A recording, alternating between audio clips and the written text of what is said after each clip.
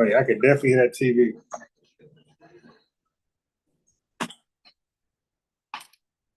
Picking up everything. I gotta stop. I gotta press pause. Something. Yeah, that. There we go. Peace, LCK. Yeah, we're gonna go over Believer's Way, leader Ratazan, and a True Meat dang debate. All right, let me all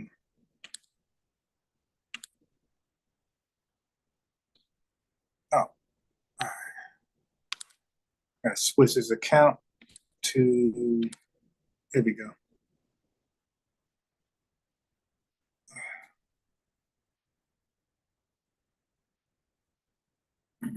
All right. Okay. Let me now send the link.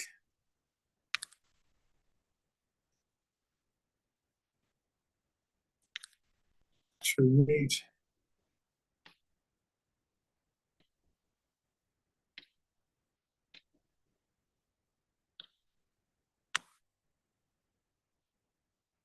There we go.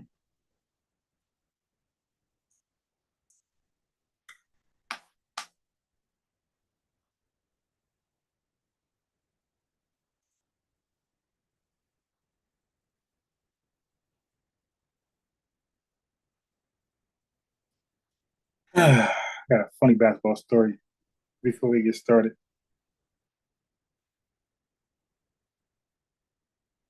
Hilarious.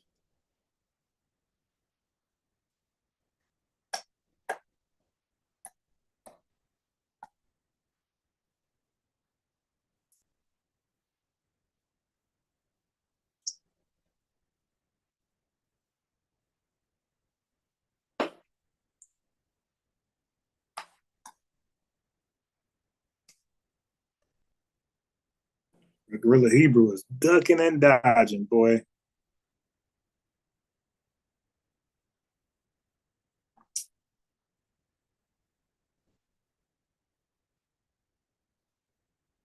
Yo, can you hear me? Yeah. See, I like the other Zoom that they had because I can see my mic volume as I'm talking, but I can't see it on here. What, from the one I had yesterday? No, one of the previous Zoom updates. So the new one, it's cool, but I think I like the old one. Okay. Yeah, I know what you mean because you can see how loud you are. Yeah, it might just be on the computer. I might just be tripping and thinking about. I know for a fact it does it on the computer. So before we get started, I had a funny story. So my nephews, they all like grown, but they're like young, like 20, early 20s, some in the teens. And they tricked me to come to the park. So I bring my son over there, family event. And my oldest brother's there too. And he was never a basketball player. Like football, track, and like wrestling. So we played 21. I won both. They call it rough in different cities. I won both. And then like the Hmm. youngest nephew, he's not that good, but he kept saying, "Hey man, let's play some. Let's play." I'm like, it's only five of us. It's like, hey, call us three down there. We get a 4-on-4. Now, I never like 4-on-4s in basketball because Yeah, there's no real tournament for that. You got 1-on-1 tournaments, you got 2v2s, you got 3v3s, and you got 5v5. 5v5. Yeah, you don't have Yep. no 4v4s. I'm like, but normally when people say that, that's people who don't want to hustle and play defense, in which he was not one of them. So Yeah. they older three white guys that want to play together. So my nephew who suggested we play 4-on-4, he hopped on with them. Hmm. So we lost every game, which is crazy. And I'm like hot because I got like a little reputation. You dig? I Yeah, can't have nobody point at me and say I beat that guy 4 times. And that's so I'm now mind it's supposed to be like a family fun environment, but I'm so competitive. I'm thinking about that. Now, if I knew these guys, I wouldn't care because they yeah, already know what I can do, and they know what I can't do. I'm not some like extraordinary, but I'm better than what how we got beat 4 times in a row. So right. so anyway, so now my brother can't really play. He can't really make a shot, and his Hmm. passes like he don't understand like. And when you clear, you bring the ball back. You got to be decisive. What you want to do? Like he's holding the ball, like we're playing, like he's a quarterback. Like he's playing quarterback. He's holding the ball and not throwing Oh, it. Now I got no, the you only got to know where mismatch. to pass it before you pick up that dribble. Yeah, and I'm on the wing because I got the only mismatch. I got the nephew who suggested the 4-on-4. Like he's a little out of shape, and my brother would not throw me the ball, bro. And I'm trying like to like be cool because the family event. So I'm trying to act like I don't care. No, But after, forget that. Throw me the ball. yeah, but after losing and losing and losing, oh my god! And like I get the ball, I blow right past my nephew. They got a double team. I pass it, or I get a layup, or wide open 3-pointer. Hmm. You know, because that's how it was, bro. I end up having to play defense on their best player because everybody lazy, and I'm the second oldest one out there. And I got to play defense on their best player, so he can't score. Um, Mm. they're killing us with ball movement because my brother's stepson is like he's 14, but he's like my height. 14 today is supposed to be kind of like they're supposed to be able to hang. He's just like so Gassed lackadaisical. out. He's not aggressive. He can't shoot. Like when we was warming up, all of his warm up shots were 3-pointers. Oh So no. I'm like, dude. So I already know what you're gonna try to do all game. You're gonna take this long dumb shot all game. He's shooting air balls. He probably made one. So like after like game three, I was man, now I'm starting to like talk like, hey man, give me that goddamn ball, man. Yeah, I'll say I don't know what y'all watch basketball for. So like the glitz and glamour, you watch the educational part, like how to play. That's why Schrader made a great comment. He said, the FIBA Olympics style basketball, it's not fancy like the NBA, but it's it teaches you high IQ and how to play correctly, which is true. Yeah, be efficient. Yeah. Yeah, because these guys can't play, but I'm Bro, I I'm swear that's why the Team USA wasn't doing as good as everybody thought they was gonna do. They was trying to right. showboat. Yeah, exactly. Anthony Edwards, these guys, Curry, not really Durant. Durant just trying to get the Durant and Booker trying to get a bucket, Yeah. but everybody was trying to do these fancy passes and alley oops and man, yeah, Well, all that's that also showboat another stuff reason for the why crowd. NBA players get paid more viewership, kind of just bringing that. I Yeah, guess because they're entertainment. bringing that, that style. Yeah, yeah, it's more entertainment than it Yeah, is about it's just for straight up winning. entertainment. That's for the WNBA.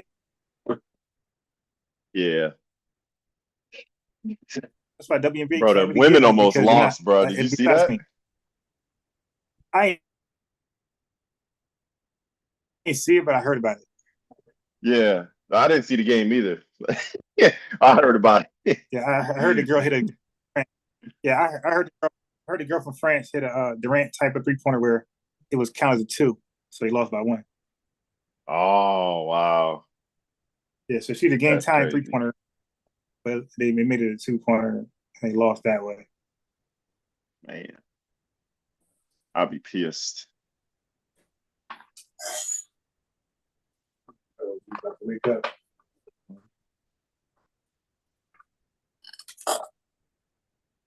I really hope these are sweet potatoes. This is why I don't like going to local markets sometimes because it's all in Japanese. And I pick something up, it looked like a sweet potato, but we gonna find out when it's done cooking. Yeah, so now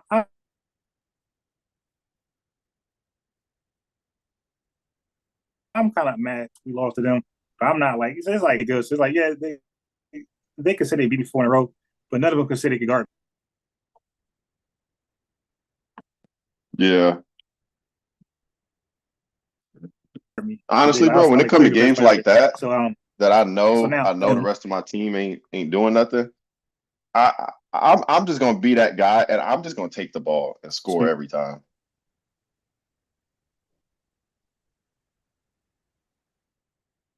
You going in and out. I don't know if it's yeah, see the thing at my age, like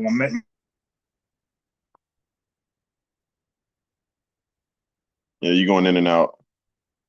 Might be a delay. my mid 30s, I would take the ball and literally and I was good at it. But so now some other guys came on. Now mind you, we played like probably 7, 8 games already. So now there's this Yeah. fresh crew coming over to play. They got 4, and so like they brought 3, but they had 2, and they picked the tallest guy there. This guy's like 6'4", older guy. See, who I had to guard. I'm like 5'11", 6 foot. But That's tough. he's 6'4". Look, who lost to us? Then like the team who lost to us, he picked up their best player. So and I still got yeah. So it's like, dude. So now they're Like, thanks for talking, pissing me off. bro. They look at my team. We got a 14-year-old boy, and we got my nephews who's out of shape and they can't really play that good. And these guys are talking trash, bro. These are grown men. They're like 25, 27. These are 25. These are grown men talking trash to the squad we got. Dang. So they won the first game. And I said, yo, let me get that guy. The guy was talking the most. Let me get that guy. That guy never scored 1 point on me, bro. The only time he scored, they set a screen on me. So he had isolation back to Mm, my cousin, back to my nephew's out of shape. So he was scoring him and was talking trash. So I'm like, yo, do that to me. yeah. Like, stop calling screens. Like, do it to me. Talking trash. So we actually won the second game, bro. Bro, the fact we even won a game, we won because, like I said, Yeah. 14-year-old guy who's timid, kind of like lazy, and bro, he's 14 with no dog in him, zero. See, and it's funny because it don't matter how many times you lose with like bad teams. If you win one, bro, all Yeah, them yeah, that's it. losses don't even matter. Right now, it don't matter because Because then I'm you projected like to look how lose. Yeah, trash we are, and we just beat y'all, man. Y'all right. suck. And everyone comfortably too, like by 2, 3 points. It's like, Yeah. yeah, like and I didn't even rub it in. I didn't even rub I it would in. have. Like, yeah, I'd have been you like, know we dang, just I beat didn't the think we was number. gonna win. Y'all trash. So like normally when guys like that piss me off for talking, I would invite them to like where I play at for real, like because I was almost about to invite them to LA Fitness where I be at, but when that guy kind of scoring me and I'm nowhere near the best at the gym, I'm like it's pointless. You Yeah. couldn't score me, and I'm not even the best player in the gym. You know, they would kill him. So it was no need. It's like because I try to invite people who's pretty good for like better Yeah, competition. because I you don't want invite good nobody competition. subpar. Yeah, I don't invite Yeah. subpar just in the way getting next over me. Like nah, just keep playing here. Where now the guy was making shots though. He was he was hitting. It's kind of windy. He was definitely like about.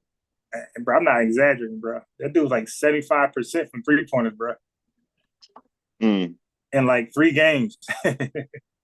That's Yeah, tough. yeah, yeah. And like the younger guys didn't understand, like, yo, when somebody's that efficient, you gotta make them drive. You can't let them shoot.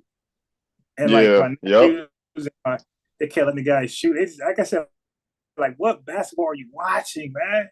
What college game are you watching?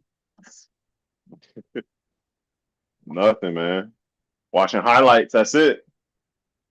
That's it. So one dude had a strong left. So I tell my other nephew, like, listen, because he kept beating him. I said, dude, he got a strong left. He's not going right at all. Just cut his left off. Then he finally cut his left off and neutralized him. But see, like shit like that, I look at like what you don't do. and then I Yeah. force you to do that. Like, yeah, this guy, he's not. His left hand is dead. So even the layups, he's gonna come back to his right hand. Just wait for it.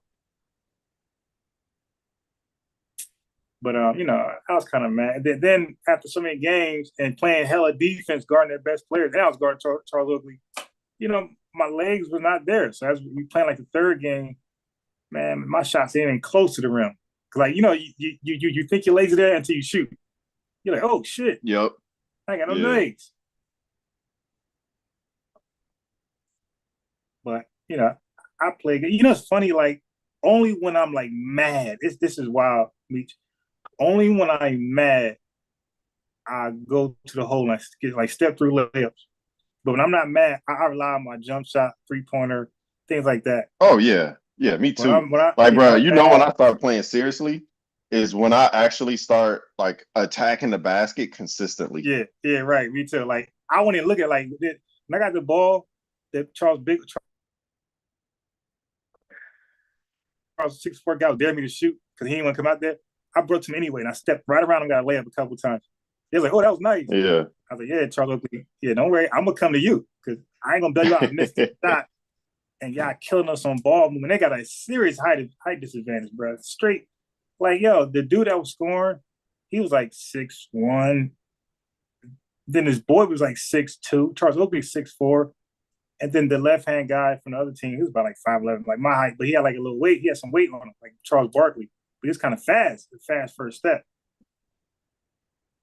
Hmm. He was fast. So like they definitely had the best four out there. Yeah. Before I get serious, I play like prime Jason Tatum. Okay. Oh my god. Yeah. Straight threes. Straight threes. But do you make them? Because he don't make his. If I'm like if I'm not being serious, but I'm still like I shot around before and I've been in the gym a little bit, like I'm making them for sure. And the thing is, like, I don't even mind somebody who shoot 3-pointers who at least 50%. Or 40. I don't mind because that's a good shot. I mind when guys shoot threes who should not be shooting threes. That's when I get pissed off. Yeah. Like when I shoot, like even if like me and you just get in the gym and say I miss like two or three, like the way I shoot, you even gonna be like, oh yeah, keep taking them. Like my Yeah, jumper ain't funky. Like, it's a good shot. It's just sometimes it take adjustments. Like I yeah, figured out, I think I told you, I figured out why my jump shot, because like for like the last 2 years, I haven't put much effort into it, but my jump shot has always been short. And it's because I've been overextending my arm, like trying to lock it out at the top instead of focusing on my flick. And now, man, I've been in the gym. I'm like cash money right now. I'm like, man, I might get back in the gym and start playing for real. yeah. I got some video on me, like during like I think 2022. I was Yeah. recording me shoot 3-point. I made like 13 threes in a row. Like so, like I got like video that I was playing like during my lives. Me just shooting around because it's one thing to talk about how you can shoot, but it's another thing people just see you shooting around. It's like you see everything going in, right? Like, yeah, I Yeah. convince my audience like, yeah, no, he can definitely shoot. Hmm. Oh man, put a defender on you. It's like, why? Because if I can't shoot, I won't even make them open. Yeah. You know what I hate too? I hate those people that shoot better contested than not. Oh my I god, yeah, yeah. hate that, Right. bro. They get me every time because I'm like, I'm going to contest it. Yeah. Because then it's like you leave them open. Like for me, I leave people open, like not like open, but like I put a little hand up. But Yeah, like I don't respect their jump shot until they make me. Like you have to make me respect your jump shot. yeah, that's me So too. Like that's me too. yeah, If I like if you're iffy, and it's crazy. You got to hit like two in a row for me to come out there. If you're if I'm not sold you're a shooter and you just made two in a row some lucky shit, I'm not coming out there, bro. yeah. Like I'm not.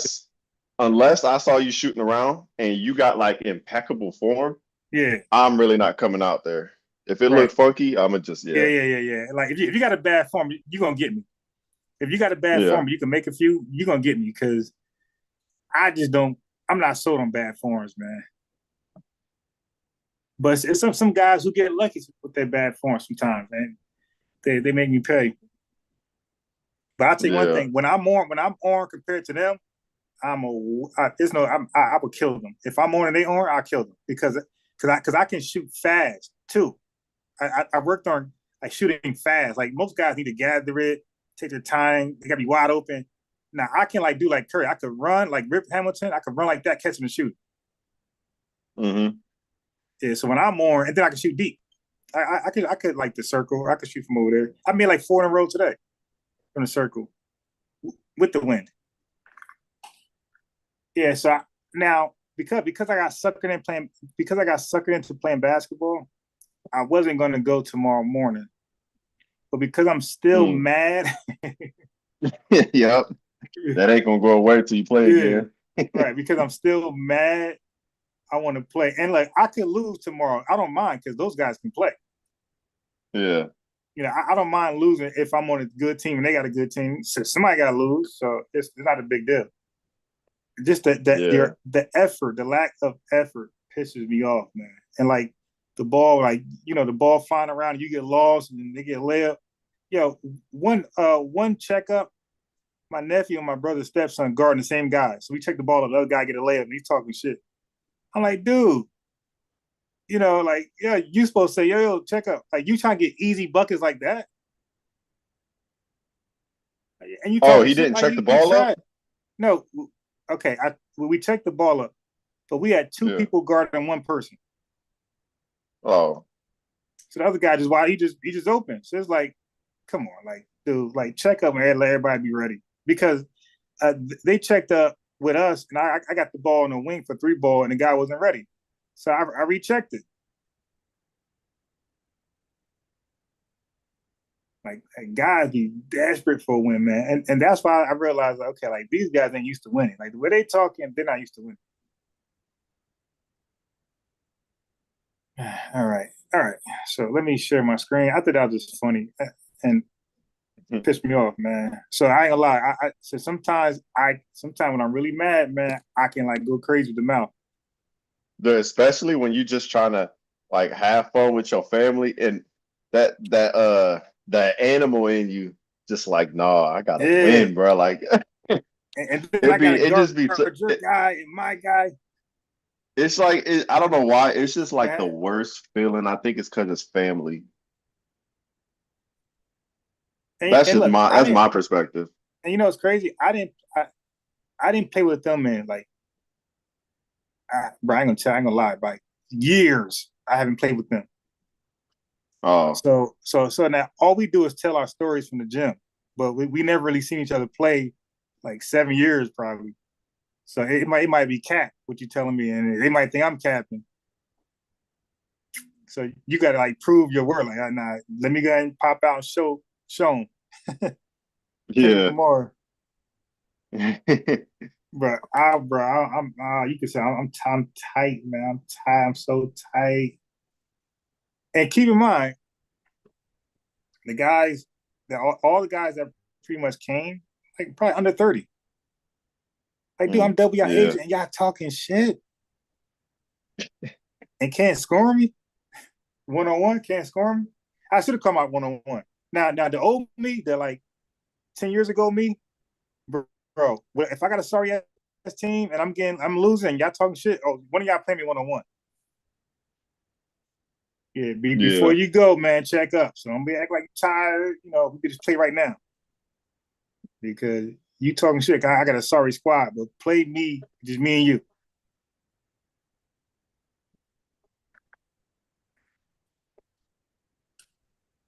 Okay. I hope my internet's not bad. Can you see my screen? Wait, hold on. I'm off the app. I think my internet crazy. Hey, you got to do a video one time It's of still you showing. reacting to Gordon Ramsay Can you see my screen? insults. I can see it. Yeah. You hear me?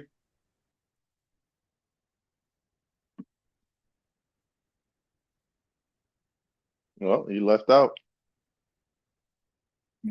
All right, folks. If you want to sit tight, we're just gonna have a brief intermission. The host has left the party chat. I'm back. Yeah, Okay. the internet Internet going crazy. Wait, yeah. Why my microphone not moving? You can hear me? I can hear you. Yeah. I saw your screen when you had it up. All right.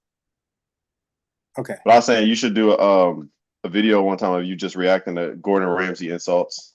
Oh yeah. Oh my God. Oh, you donkey. I bet. Yeah.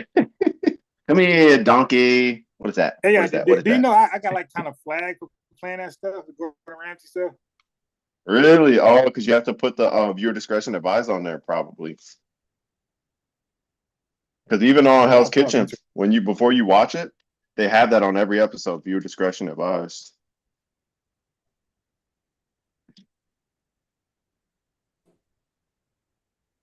And it's so crazy. Like, why does YouTube care, bro? Like, it's not like you got It like seems like my thousands of internet people goes watching. bad when I share the screen. I think so. Yeah. Yeah. Oh gosh. All right, let me play. Hey, can you hear me? Yeah, I ain't got Deacon's viewers. Yeah. But bro, I hate when I What was turn the that? oven on. I was saying I hate when I turn the oven on and there's a pizza box in Oh, there and I let me see. don't look, bro. So annoying. I was just good till I share the screen. I can hear you now. Oh, okay.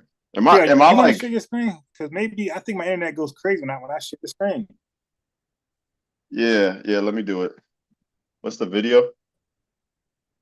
Is you and Ratazan. You got like the hour and 10 minute mark.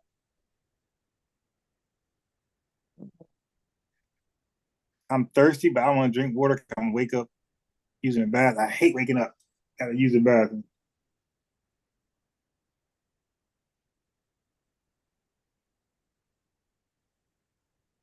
Ratazan. I keep putting Ratazak in there. Ratazan. He got a whole bunch of hair now. He grew his dreads. He got his locks in there.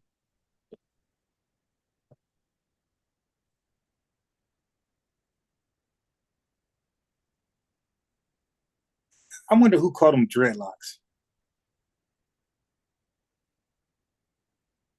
first. Where that name come from? All right. I'm I trying to gotta see feel. if I put Yeah, the video sideways. Can you see it regular? yeah, it's regular. Okay. Neither shall they learn war anymore. So now, the nations are going to take their weapons of war, and turn those into pruning hooks, meaning gardening tools. What the hell is he And talking they're about? not going to learn war anymore. Why do you think they need a Wait, gardening we were tool? at an Because hour, I now, think. I think we Nah, that's skipped. right. I skipped a Cause little bit. okay, nah, because I remember. I remember you talking about the garden Keeper tool sure is last in time. Isaiah 60 because remember, yeah, remember Shabar? Okay, Shabar yeah. literally made this point from Isaiah 60. Pruning hooks, plowshares. A word. We were fake debating him. Yeah. Damn. Yeah, Fair he know enough. that yeah, let's doctrine. be All right, honest. what's up All with right, yeah? this is Jeremiah 28 Yeah, and he do. 8. The prophets that have been before me and before thee of old prophesied both against many countries and against great kingdoms. All right.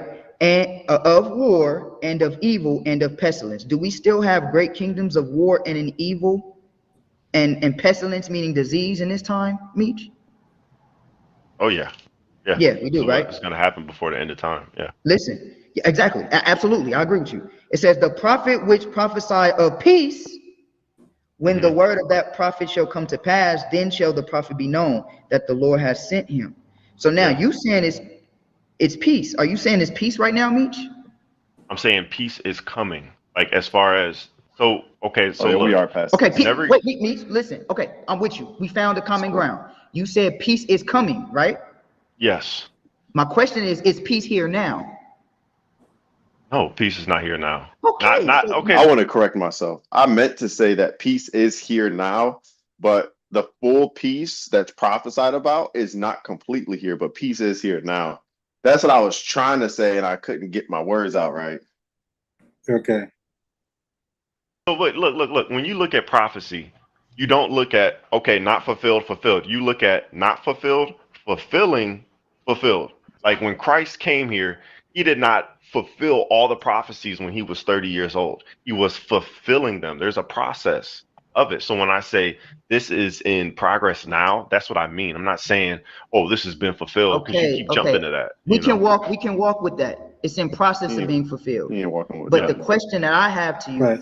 is it fulfilled? It's no, right? No, it's not, See, right? he keep Yeah, jumping no. back This to is that. I'm okay. like, So it's so when not we read that. Isaiah, let's go back to Isaiah 4 now. Yeah. Isaiah 2 and 4? 2 and 4, Salakia. Thank you. We're not even So in Romans so Wait, 11. real Pay quick. What's attention, Salakia? everybody. Salakia means thank you. Okay. Oh, Yeah, or bless like you. no, I'm sorry. Salakia Bless you. means Because I like thought my you sneezed, apologies. man. Okay. Like Salakia, my bad. Hmm. So go to Isaiah 2 and 4. So now that we got an honest, real answer from you, let's try Hmm. this again. It says, and he shall judge among the nations. So did the Lord judge the nations? Have the Lord came back yet? No. Okay. So it Yeah. says, and shall rebuke many people. Has the Lord Hmm. rebuked many people yet? He's rebuking him right now. Yeah. I mean, but not in the sense of this being fulfilled, but yeah, he Hey, has. there you go. Yeah. Thank you. Thank you for answering the Yeah. question. Thank you. And they shall beat their swords into plowshares and their spears into pruning hooks.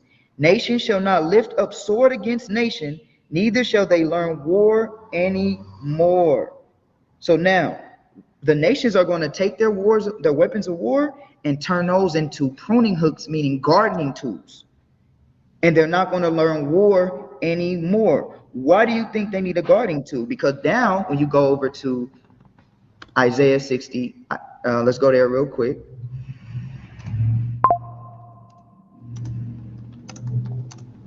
You said, why do they need gardening tools? You talking about plowshares? Yeah, gardening tools. Isaiah 60. I'm gonna show you why. This is all, and mind you, this is all in Isaiah. This is all in Yeah. Isaiah. One Let's get Isaiah continuous 60. scroll, you know. Yeah, let's Yeah. get Isaiah 60 and 12. This, I fell right into this Hmm. rabbit hole all trap. right. So now, Isaiah chapter 60, verse 12 says, let's go to let's read up a little bit. Let's read verse 10. It says, and the sons of strangers shall build up thy walls. Who's a stranger? Is a Gentile a stranger? Yeah, but let's see which stranger this is, because you We can have let me keep, I'm gonna finish yeah, you reading, then you can bring it have out. different terms for stranger, you know. Okay, let me keep reading and then you can bring that out, right? It says, and their king shall minister unto thee, for in my wrath I smote thee. Did the Lord smote Israel? Say that one more time. My bad. Did the Read that. Yeah. Did the Lord punish Israel?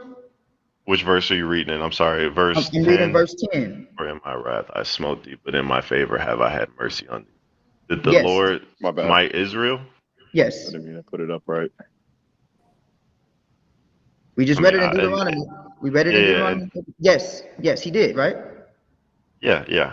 Okay. And we also read it in Isaiah 65, right? Yeah. Okay. So the Lord said, I'm going to smite thee. Wait. No, we did not read that in Isaiah We 65. didn't read in Isaiah 65. He's going to You bring see how slick he another tried to nation be? in because they didn't do Yeah, what. yeah. He saw, yeah, that was slick. He almost caught me too. Like, no, this is not the same thing. I had already said this before he went into the scripture that it's not the same thing. Required them to do. Yeah, but this is a go ahead, just keep reading, man. Keep reading. Okay. It says, in my wrath I smote thee, but in my favor, like Isaiah 14 says, Mm-hmm. have I had mercy on thee. Therefore thy gates shall be open continually, they shall not be shut day nor night, that men may bring unto thee the forces of the Gentiles, and that their kings may be brought, for the nation and kingdom that will not serve thee shall perish. Yea, those nations shall be utterly wasted.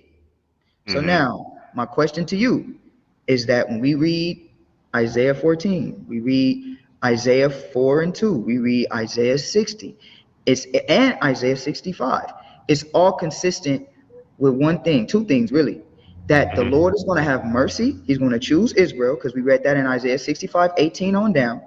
He's going to choose Israel, and the other nations are going to serve Israel and learn war anymore, and not learn war anymore. Again, And this has not. I do believe this connects with Isaiah 14 in a sense, but I don't believe it connects with Isaiah 65. You got a whole Okay. different you have a whole different narrative. You have a whole different narrative here.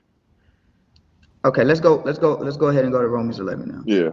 Yeah, let's pop over there. Let's go Just to wanted to see real quick. So just real quick in that verse 10, you brought up the scripture brought up the strangers.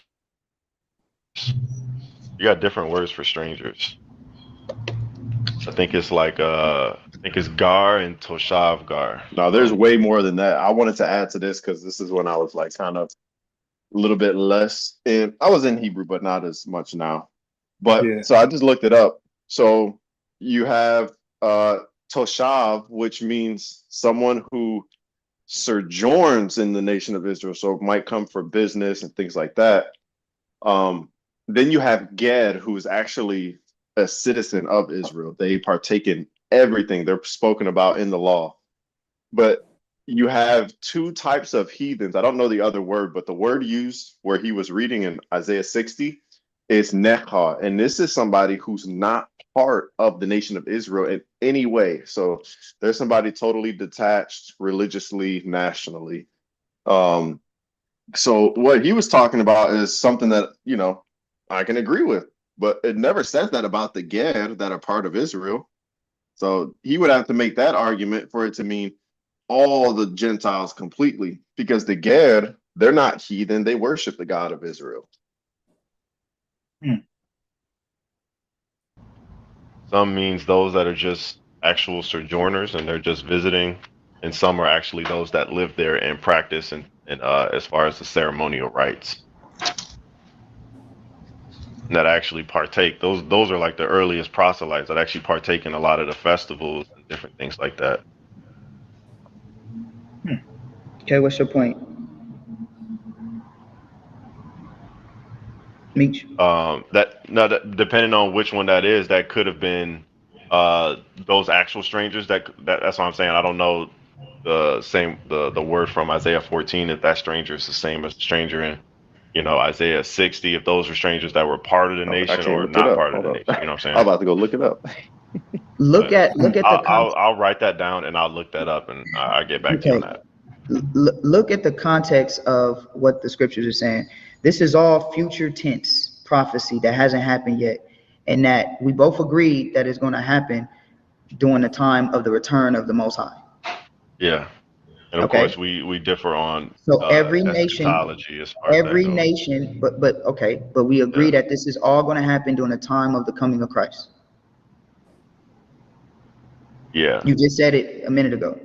I Yeah, asked you. but like, look, I didn't want to get on that because we differ. I differ vastly from a lot of so-called Christians, and I know I differ vastly with you as far as the messianic kingdom is concerned.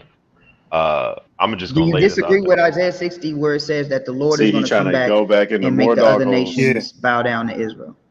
Yeah, You agree with that? as far as what Isaiah 60 Yes, you agree with that. You agree that the Lord is going to come back and make all other nations bow down to in the Israel. kingdom? No, So what is Isaiah 60 talking about? Isaiah 60. Okay, let's let's just go to look. This is just too drawn out. I kind of just wanted to go to 65. Well, you I keep didn't bringing want it to. back. I was trying to, But you look, brought us I here. don't even believe that they I didn't connect. So bring that's you why to I'm saying like Isaiah I didn't 60. even want to go there because I don't believe it's conducive to Romans. So, guys, just pay attention. So, I went to Isaiah 65. I went to one chapter in the Old Testament because the initial question was, where is Paul referencing? He took us to Isaiah 14, Isaiah 2, Isaiah 60, Ezekiel 37, and I think somewhere over in Jeremiah. So that's about 5 different places, and he's reading multiple verses. So if you guys look at the timestamp, it's an hour and 16. It took me about 10, 15 minutes to read and make my points with Isaiah 65. So for a whole hour, it's been him, and he's blaming it on me. So I think that's funny. Yeah, that's crazy. 11. You know what I'm saying? That's what I wanted to focus on. But listen, I don't believe that Isaiah 65 is conducive to Romans 11. And that's fine. But I let you So go we there. didn't, I let you go there. So now yeah, that I'm giving you because the I'm understanding. just building context for Romans 11. I don't want to talk You about, see how he keeps saying, you went to Isaiah 65. Yeah, yeah, Like, yeah. yeah, because that's the only place I went to. How many places did Right. you go? two different Oh topics. I man, want to talk. that's Maybe we funny. could talk about topics after, but I just kind of just want to get to Romans 11. Okay, let's go to Romans We 11. can go. We can circle back Right. to Isaiah 60 for Okay, sure because I'm not focused on it right now. all right, You let's know. go to Romans 11. You're not focused on it. Okay, we're not gonna beat a dead horse. And you also said you got to go back and do some reading on it. So let's go back to Romans 11. Yeah, for sure. Yeah, because with the messianic kingdom, I believe we're in the Oh messianic no, no, kingdom right meets. Romans 11. now. Oh, oh, look, All oh, right, look. when he want Right, to veer off, it's cool. Right, right. Like, look, look. Right after Romans 11, Romans we'll 11. chop it up about that. Okay, Romans 11. Let's go there. Where you want to go in Romans 11? Yes, already dictating the Let's start at the direction. beginning. I know a yeah. lot of people like to jump right in the middle, and I know y'all like to start at the beginning. So let's get all of it. I'm going wherever you want to go, my brother. I You should have go just ahead. jumped in the Take it middle, off, man. Take off. took his head off. All right. Hmm. All right, Romans 11, verse 1. I say then, had God cast away his people? God forbid, for I also am an Israelite of the seed of Abraham of the tribe of Benjamin. We know the reason that Paul says this is because, Romans 9 and 10, he speaks in a way about Israel that, they failed, different things like that, same. And that's why I brought in Isaiah 65. Same idea. They're doing these things that which were not good. So this is, kind of what's going on. Yeah, God hath not cast away his people which he foreknew. Now notice that he goes from speaking about Israelites, I'm an Israelite, has God cast away his people. And then he says his people which he foreknew. Kind of not foreshadowing, speaking about Romans 8 and 29, for whom he did foreknow, he also did predestinate. Um, God hath not cast away his people which he foreknew, what ye not, what the scripture saith of Elias, how he maketh intercession to God against Israel. So this is actually, he's going to go in and he's going to speak about this. But Isaiah is making intercession against Israel, part of Israel speaking against Israel. So we know that there's, like you said, the remnant. So then I guess my first question would be, and I'll read verse 7 and then ask it. What You then don't want hath to not, read. You don't want to read all the way. Okay, you want to go to. Let's go to verse 7 then. Hold on. Let me get. yeah, Let me get my jacket. Hold on one second. all right. You notice how when he walked away, I wasn't talking crap? right, right. All right, go ahead, Meech. Yeah, you had the positive energy. Yeah. Like, and it's Go so ahead, funny Meech. You because got it. I didn't even watch that part. I've never watched this whole video. I just Go ahead, watched Meech. You bits, got but it. I didn't know he was talking crap while I was getting up grabbing something. That's I think you crazy. muted yourself, Meech. Can't hear you. Oh, yeah, can you hear me now? Yeah. All right. What then Israel hath not obtained that which he seeketh for, but the election hath obtained it, and the rest were blinded. Would you say right here in verse 7 that this is all of Israel? Yeah, I believe. Yeah, I'm gonna say yes because I believe this whole chapter is dealing with Israel. So I'm gonna say yes. Okay. All right. And let's keep in mind, and you can pull this up in blue letter if you want. I can. Go ahead, do your thing. We give Share my space. We screen. give space here to speak. You can share your screen. I think you just Sure you gotta do. look at the bottom. You should be able to share your screen. Oh man. No, it's crazy because I'm all giddy because I'm getting, decent vibes from him. But if I knew he talked crap behind my back, my Okay. attitude would have changed So completely. Yeah. you see this? Oh, let me. Okay, go ahead. It's sharing. All right. So this is verse 7, hath and obtained right here. Third person, third person. So we know. So the reason why I pull out third person is because Paul's actually going to switch to a different tense throughout this chapter, and it'll actually help disseminate to know who is being spoken to and who's being spoken about. And then the next verses 8 through 10, we know he's quoting David. And David saith, "Let their table be made a snare and a trap and a stumbling block and a recompense unto them. Let their eyes be darkened that they may not see and bow down their back always." Right. And then he says, I say then, have they stumbled that they should fall? God forbid, but rather through their fall, salvation is coming to the Gentiles for to provoke them to jealousy. So when we see through their fall, salvation is coming to the Gentiles, who are we saying these Gentiles are here? I believe those Gentiles are Israel. Those Gentiles are Israel. Absolutely. Okay. Dang, Can you give when me you a say time when ethnos is used of Israelites? First Well, Corinthians you have 12 to and 2. understand, now I know you said that your ideology differs from mine. What I do is, especially using commentaries, what I do is I like to, or even lexicons, you have to get the context of the scriptures, and then once you get the context and the proper understanding of the scriptures, then you can properly go into these different things. I don't use commentaries at all, but if you Okay. want to use a lexicon, so So who's for an the example, yeah? for an example, right? When you say the word Gentiles, right, and I can ask a question to answer your question. Has the nation of Israel ever been referenced as Gentiles? As Gentiles? Yes, or heathens or anything of that nature. As this word ethnos, I would say no. I would say maybe one time if you're saying if you're gonna allude over to Corinthians when he said you were Gentiles carried away into these dumb idols. But notice the tense of it is the way they're Wait, living. don't say but. Wait, hold Wait. on. No, no, no, no, no. Because I want to say this.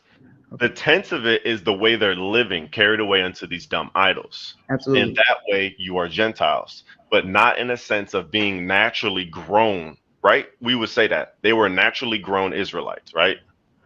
No, I agree with you on that. My Okay, question okay. was, my Debate over. question was, in the scriptures, if we go into the scriptures, right, Hmm. can we see a time where Israel became, or Israel was referenced as being heathens? We can also see that in Christ with Matthew 18, Yeah, where yeah. Christ said, let him be.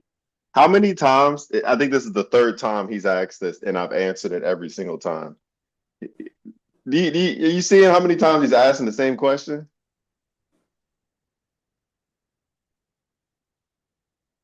You still on here? I'm biased. That boy sleep. Shit, give me 1 second. I keep playing it. Let's put this cook timer on, man. Making these sweet potatoes.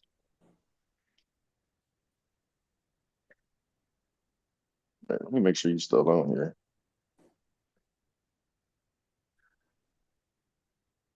Oh yeah, you're still on here. Can you hear me, bro?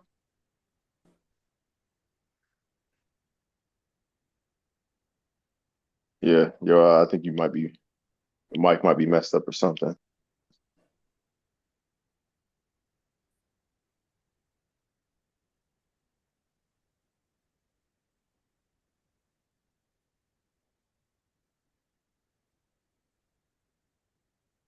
Hey, I'm biased. I don't know if you can hear me. Yo, give me like 20 minutes. I gotta do something real quick. I don't know if you're gonna still be on. Give me like 20 minutes. I'll be back.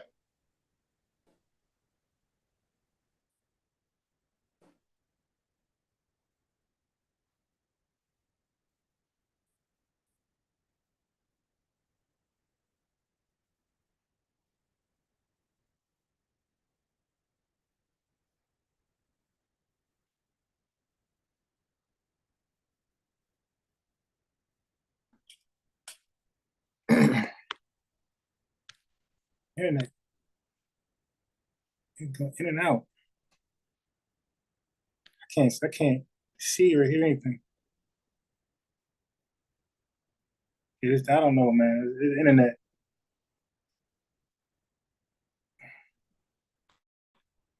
Let me see if I can hear him. So I don't.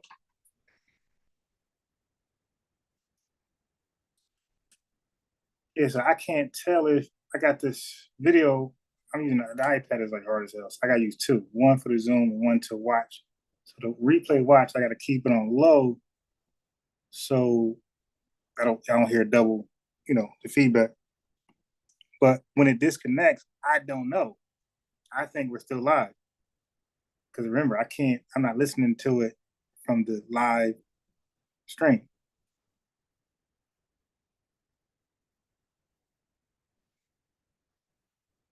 Okay, so feedback, yeah. So Ratazan, or you know what? I just thought about it. His name is Ratazan. We should nickname him Rotten Zon. Rottenzon, you see, he's slick. He didn't want he didn't want Meese to, before they went to Romans 11. He didn't want Meese to continue what they was talking about before. He wanted to go right to Romans 11, and I don't like that type of dialogue. Like, at least let me say what I'm going to say first, and then we can move on. I don't do that over here. Like, when I'm going to move on, I'll let you finish what you got to say, then move on. And we got time, we'll just come back. But his name is Rottenzon. Now, so let me try to see if I can do it now. Let me share my screen.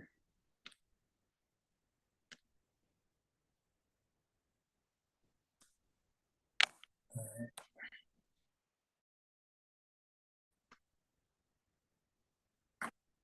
Yeah, gardening tools. Isaiah 60. I'm gonna show you why. This is all, and mind you, this is all in Isaiah. This is all in Isaiah. Let's get Isaiah. You said, why do they need gardening?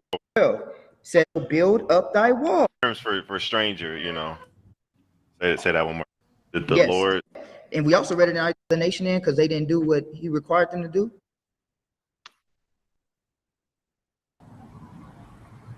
Meech. That depending on which one that is, Israel, that, you know, they failed, different things like that, you know, same, and that's why I brought in Isaiah 65. Same idea. They're where Israel became.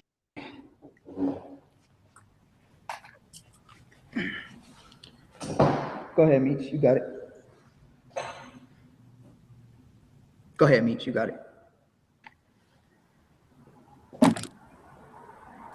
I think you muted yourself, Meech. Can't hear you. Oh, yeah, can you hear me now? Yeah. All right. What then Israel hath not obtained that which he seeketh for, but the election hath obtained it, and the rest were blinded. All right, let Would you say right here in verse 7 that this is all of Israel? Israel and the other nations are going to serve Israel and learn war anymore, and not learn war anymore. Again, I do believe this connects with Isaiah 14 in a sense, but I don't actual sojourners, and they're just visiting, and some are actually those that live there and practice and as far as the ceremonial rites that actually partake. Those are like the earliest proselytes that actually partake in a lot of the festivals and different things like that. I'm trying to not have it too loud because my son gonna wake up. I know he. Okay, what's your point? Went to bed early. Meech. That depending on which one that is, that could have been those actual strangers. That's 60 if those are strangers. Look at the context of. And of course, we differ on every nation, as far every as nation, but we I didn't want to get on that because we differ. I differ vastly from a lot of so-called Christians, and I know I differ vastly with you as far as the messianic kingdom is concerned. I'm just gonna lay this out. Do you disagree with Isaiah 60 where it says that the Lord is going to come back? As far as what Isaiah 60? 60 talking about? I don't even believe that they connect, so that's why I'm saying like Isaiah 65 is about not focused on it. Okay, we're not going to beat a dead horse.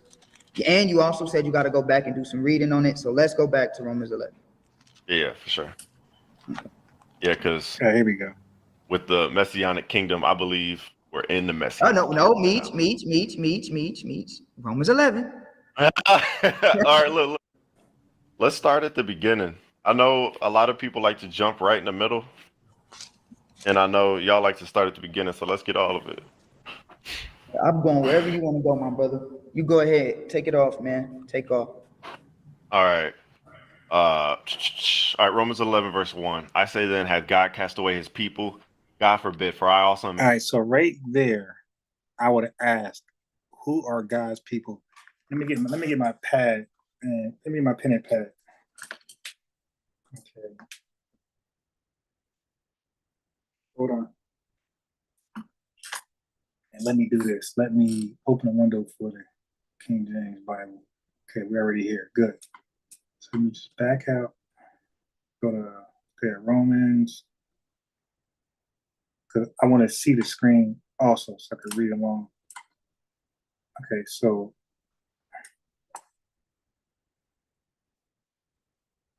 All right. So once he read, I say then, have God cast away his people?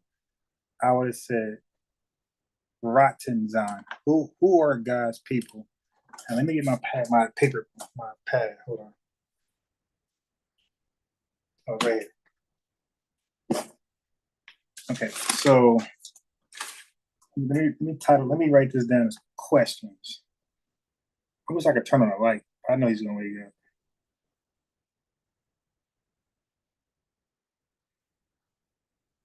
up. Okay, so Romans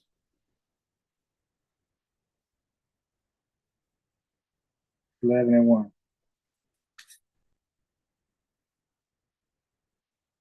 Who are God's?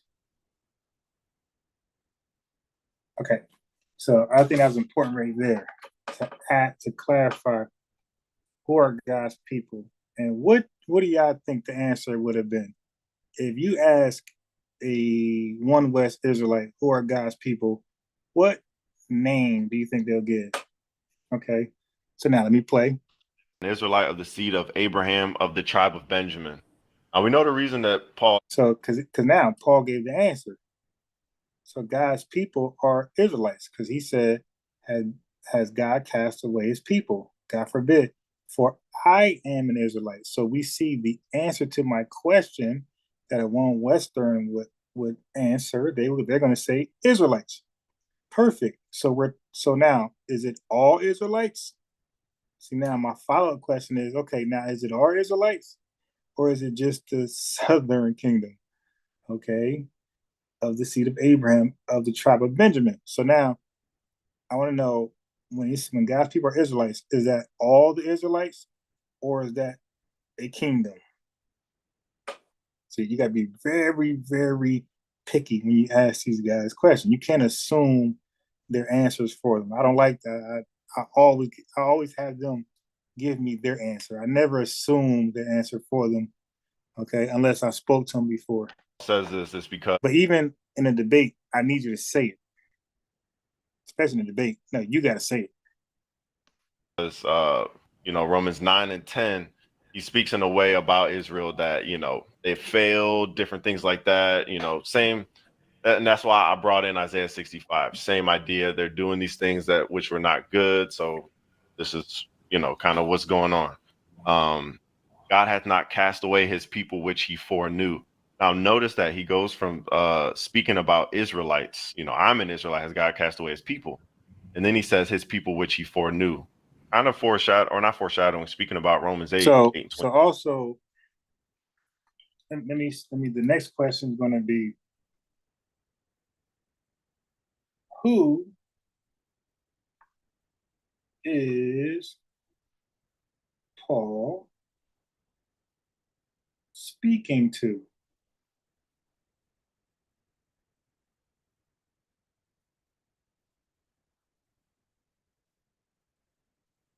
Okay, so he's clearly not speaking. If y'all want to deal with the context, the text. So clearly he's not speaking to Israelites. He's speaking about the Israelites. He's speaking to somebody, and he's speaking to the Israelites as a third person. I say then, have God cast away his people? God forbid. For I am an Israelite of the seed of Abraham, of the tribe of Benjamin. God have not cast away his people. You see? Now, if he was talking to Israelites, he'll say, God did not cast away us. Okay, which he foreknew. All right, let's go. 9, for whom he did foreknow, he also did predestinate. God hath not cast away his people, which he foreknew. What ye not, what the scripture saith of Elias, how he maketh intercession to God against Israel. So this is actually, he's going to go in and he's going to speak about this. But Isaiah is making intercession against Israel, part of Israel speaking against Israel. So we know that there's, like you said, the remnant. So then I guess my first question would be, and I'll read verse 7 and then ask it. What then hath not? You don't want to read all the way? Okay, you want to go to? Let's go to verse 7 then. Hold on, let me get my jacket. Hold on 1 second. All right.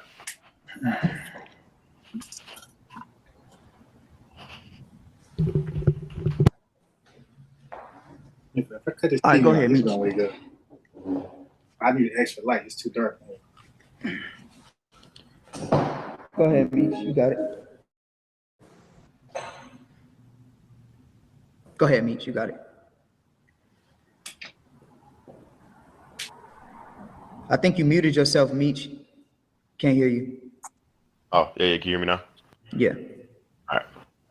What then Israel hath not obtained that which he seeketh for, but the election hath obtained it, and the rest were blinded. Would you say right here in verse 7 that this is all of Israel?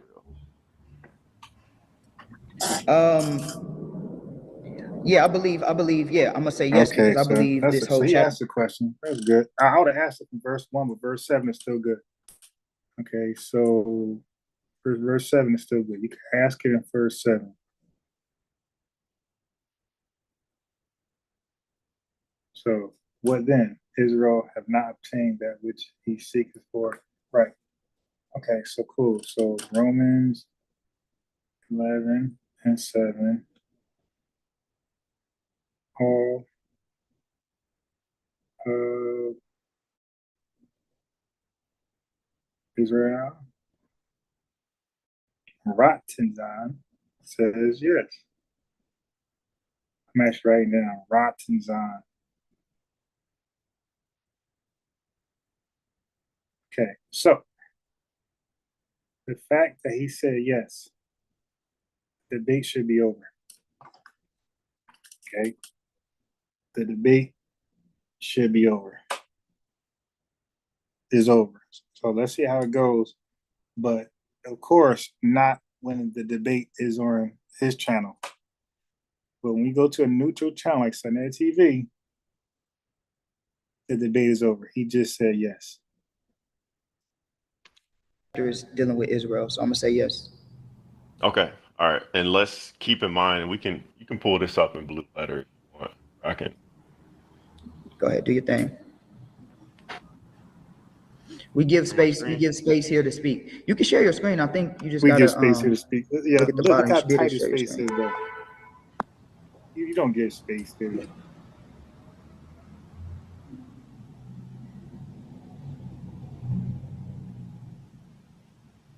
Okay, there we go. So you see this? Oh, let me. Okay, go ahead. It's sharing. All right, so this is verse 7, hath and obtained right here. Third person. So we know, so the reason why I pull out third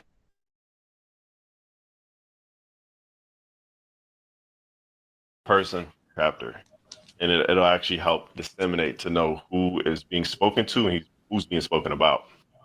And then the next verses 8 through 10, we know he's quoting, quote saith, let their table be made a snare and a trap and a stumbling block and a recompense unto them. Let their eyes be darkened that they may not see and bow down their back always. Right. And then he says, I say then, have they stumbled that they should fall? God forbid, but rather through their fall, salvation is coming to the Gentiles for to provoke them to jealousy. So you got to ask, who is the they? Okay.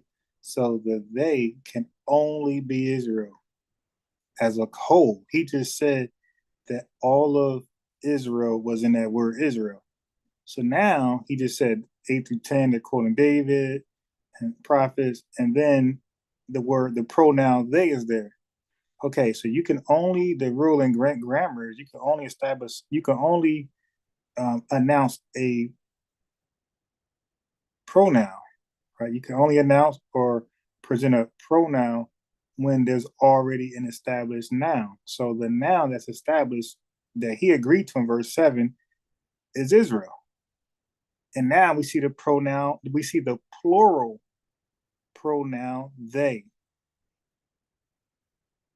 Okay? We see the plural pronoun they for Israel collectively. Okay. Yeah, if I debated Rottens outside of the TV, this would be over very, very quickly. This guy, because he's an amateur, like this guy's wet behind the ears. Pause. So when No we diddy. see through their fall, salvation is coming to the Gentiles. Who are we saying these Gentiles are here? I believe those Gentiles are Israel. Okay, so that's where he's messing up. When did we get room for Gentile? Okay, you just said Israel or Israel. When did we? When did it extend to Gentiles? Israel is Israel. Israel. See, that's why you gotta ask questions. Okay, when it says Israel, so earlier when he agreed in verse 7 that Israel is Israel, the question could be now asked, both kingdoms, right? Okay, cool. Once you say yes, okay, now where he's at now is over. No, no, no, not Gentiles, because you just said Israel represent both kingdoms. So Gentiles represents Gentiles. Those Gentiles are Israel. Absolutely. Okay. Can you give me a time when ethnos is used of Israelite? Now, I guess, me said this was first debate, but when you're debating, you gotta be more tactical. Now, I wouldn't have done that. I would have just challenged. Like, wait a minute, you just said Israel represented both kingdoms. So there's no room for Gentile to represent something of Israel. They're already spoken for with the name Israel. That's where I would have went. Well, you have to understand, Uh-oh. now I know you said that your ideology differs from mine. What I do is, especially using commentaries, what I do is I like to, or even lexicons, you have to get the context of the scriptures. And then once you get the context and the proper understanding of the scriptures, then you can properly go into these different things. I don't use commentaries at all, but if you Okay. want to use a Of lexicon, course you so don't. So who's for an the example, yeah? for an example, He just said, I don't use commentaries at all. Of course you don't. They will all, don't they all disagree with you? And like after he finished up just now, I would have been like, so the reason why you don't use commentaries because mainly they pretty much going to disagree with your conclusions, right? And then he would say yes, and then if he doesn't, I could say, bro, can you give me a commentary that agree with any of your One West thoughts? right? When you say the word Gentiles, right, and I can ask a question to answer your question. Has the nation of Israel ever been referenced as Gentiles?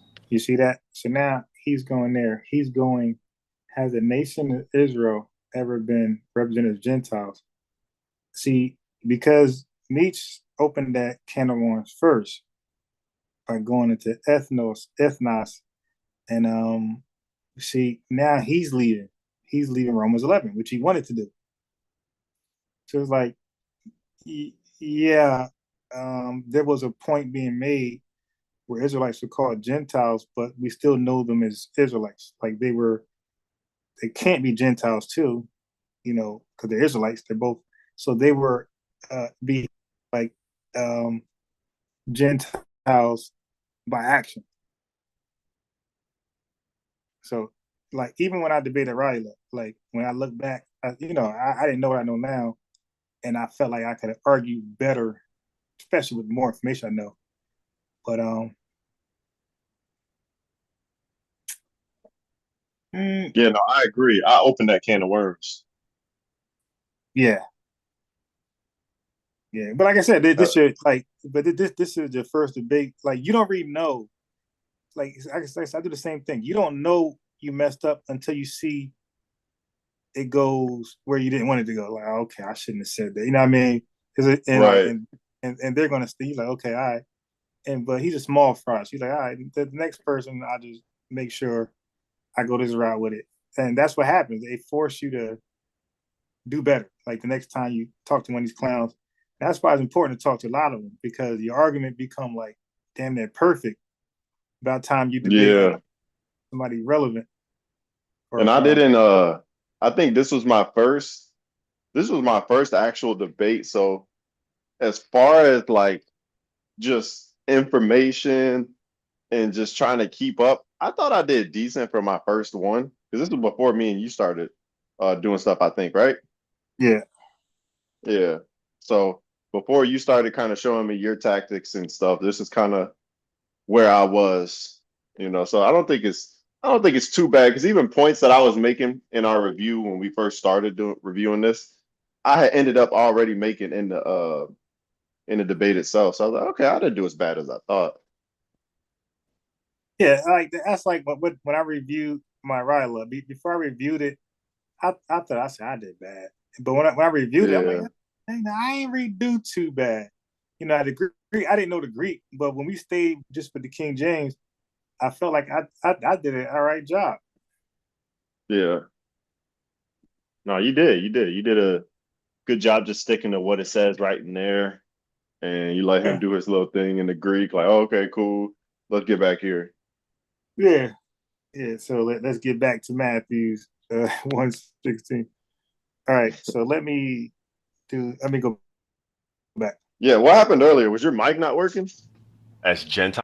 Yeah, well, I was disconnecting and I didn't know. Oh, I'm okay. talking, but nobody hears me. And then like I said, I cannot play the playback because it's going to be I mean I can, but it's going to be like a It's little better echo now. because it's going to be delay. Yeah. So I basically got to just listen to you here, but I won't know if I'm being heard by you or anybody else. No, you sounded much clearer on YouTube when I just went and checked. Okay.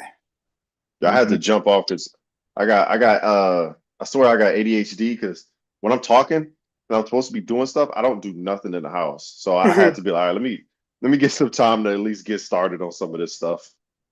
All right. Let me All right. play. All right. House. Yes, or heathens or Yeah, anything of so that he made a nature. mistake because he first messed up and agreed, which he had to really. You kind of force his hand. He got to say Israel in verse 7 is all Israel. But Yeah. going forward, I think you should further clarify both kingdoms, right? Northern and southern.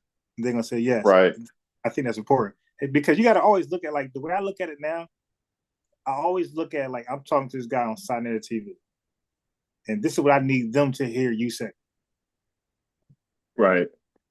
So when he agreed Israel, both kingdoms, when you ask him what Gentiles were, he said that's Israel. Then I say, wait a minute, you just said Yeah. Israel was Israel. So that means Gentile are Gentiles now.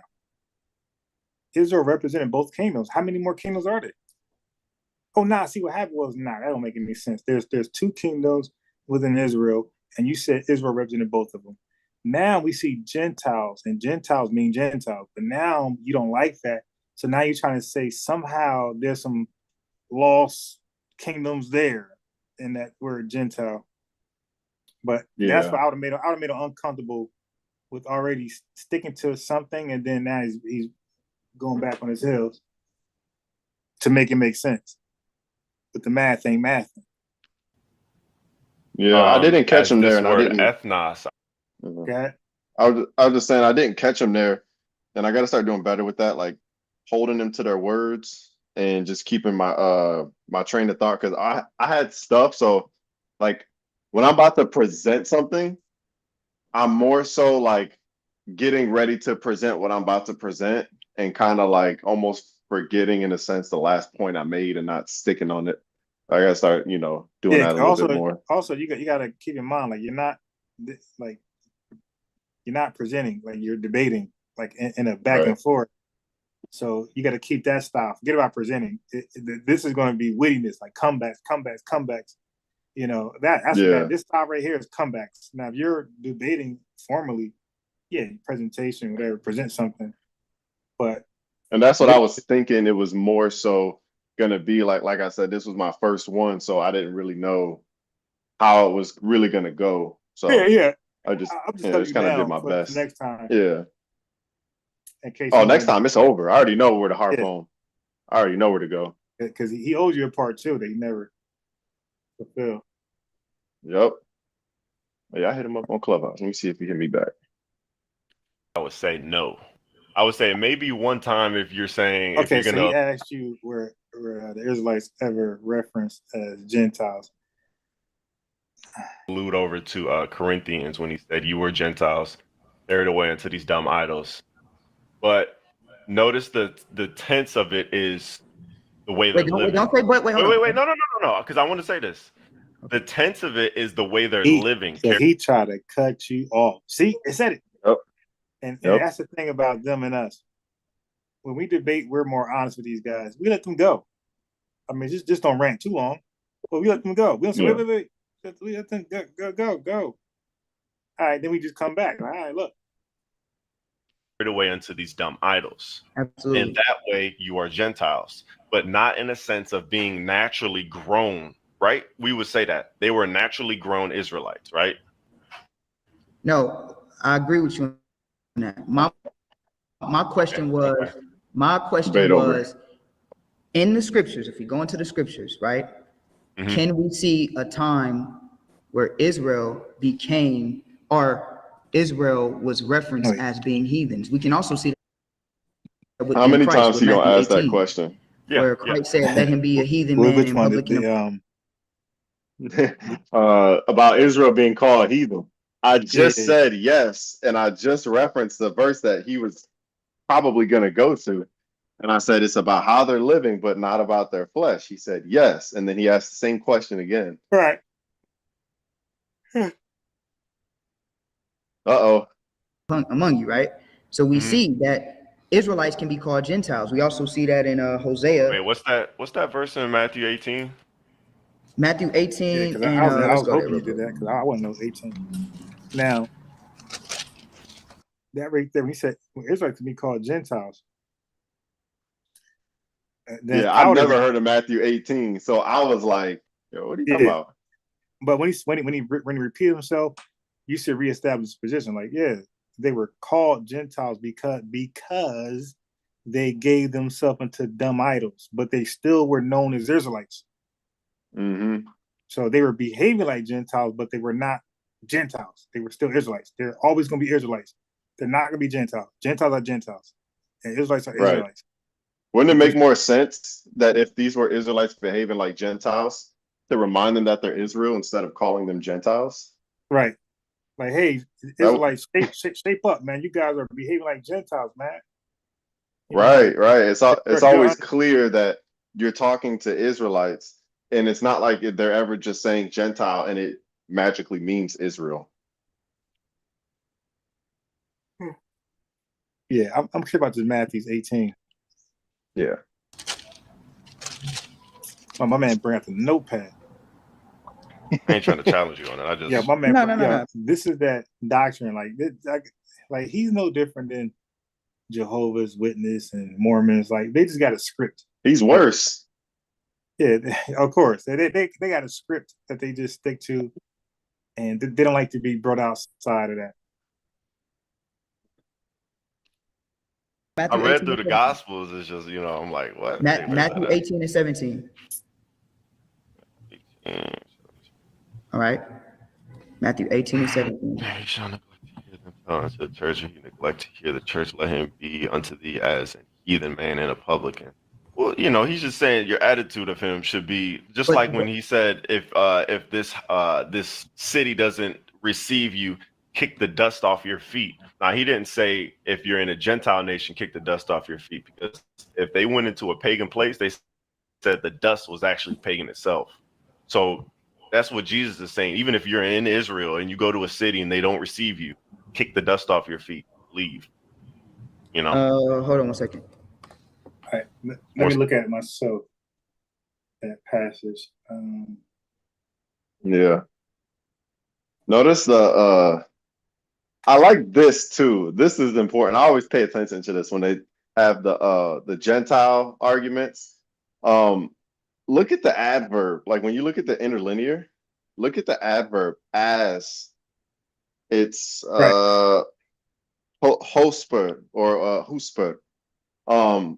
And it basically means just as, even as. So it's like saying like or similar. Yeah, no, exactly. So when, like, again, you can behave like I can say, yo, he behaved as a donkey. It doesn't mean you were a donkey. It means that you Yeah. behave like one. Mm-hmm. Yeah, it's just a comparison. I think they got that in That's right. Spanish, like comparison I've word in seen them Spanish. use that. I've seen them use this verse before. I think in some video we were watching, they didn't quote it, but they referenced it like in speaking. And I'm like, what are they talking about? But it's this verse. Okay. I'm glad we found it. Yeah, I just wrote it down Because so I can highlight. And yeah, when we got them in our notes and they go to them, oh, that's worse, man. All right. So you got highlight the as. Like, so what does that mean when you're behaving as something? Or are you Mm-hmm. it?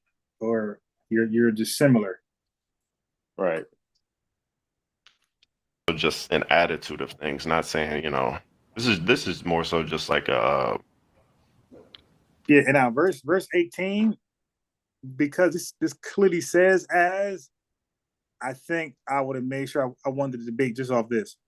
Like you see so now I'm not talking anymore. Like, so you see everybody, it's not calling them heathens, like, because they're still Israelites. Israelites can only be Israelites. You're born what you're born as. You can never be Right. another nationality, but you can behave. You got black folks, we say act like white folks. And you got white folks, Right. we say act like black folks, but they're still white and black. So that's what we Right. keep reading here. But they're still Israelites. They're never a Gentile. Gentiles are Gentiles. Okay. And that's just that. And right here we got the word as, which is comparison. That's definitely, I'm trying to think of the in Spanish, there's this is my favorite part of Spanish, learning about the comparisons, because it's real Yeah. easy to like learn. Matter of fact, Well, it's interesting too. When you have adverbs, it goes with the verbs. So when it says, it basically modifies the verb, kind of like how adjectives modify the nouns. yeah, So when you look at the verb, isn't it treat them? it says I believe the verb. it says let him be unto thee as an heathen. Oh, be right. Yeah, Let him be like or even as a heathen. Even as is never. That's like a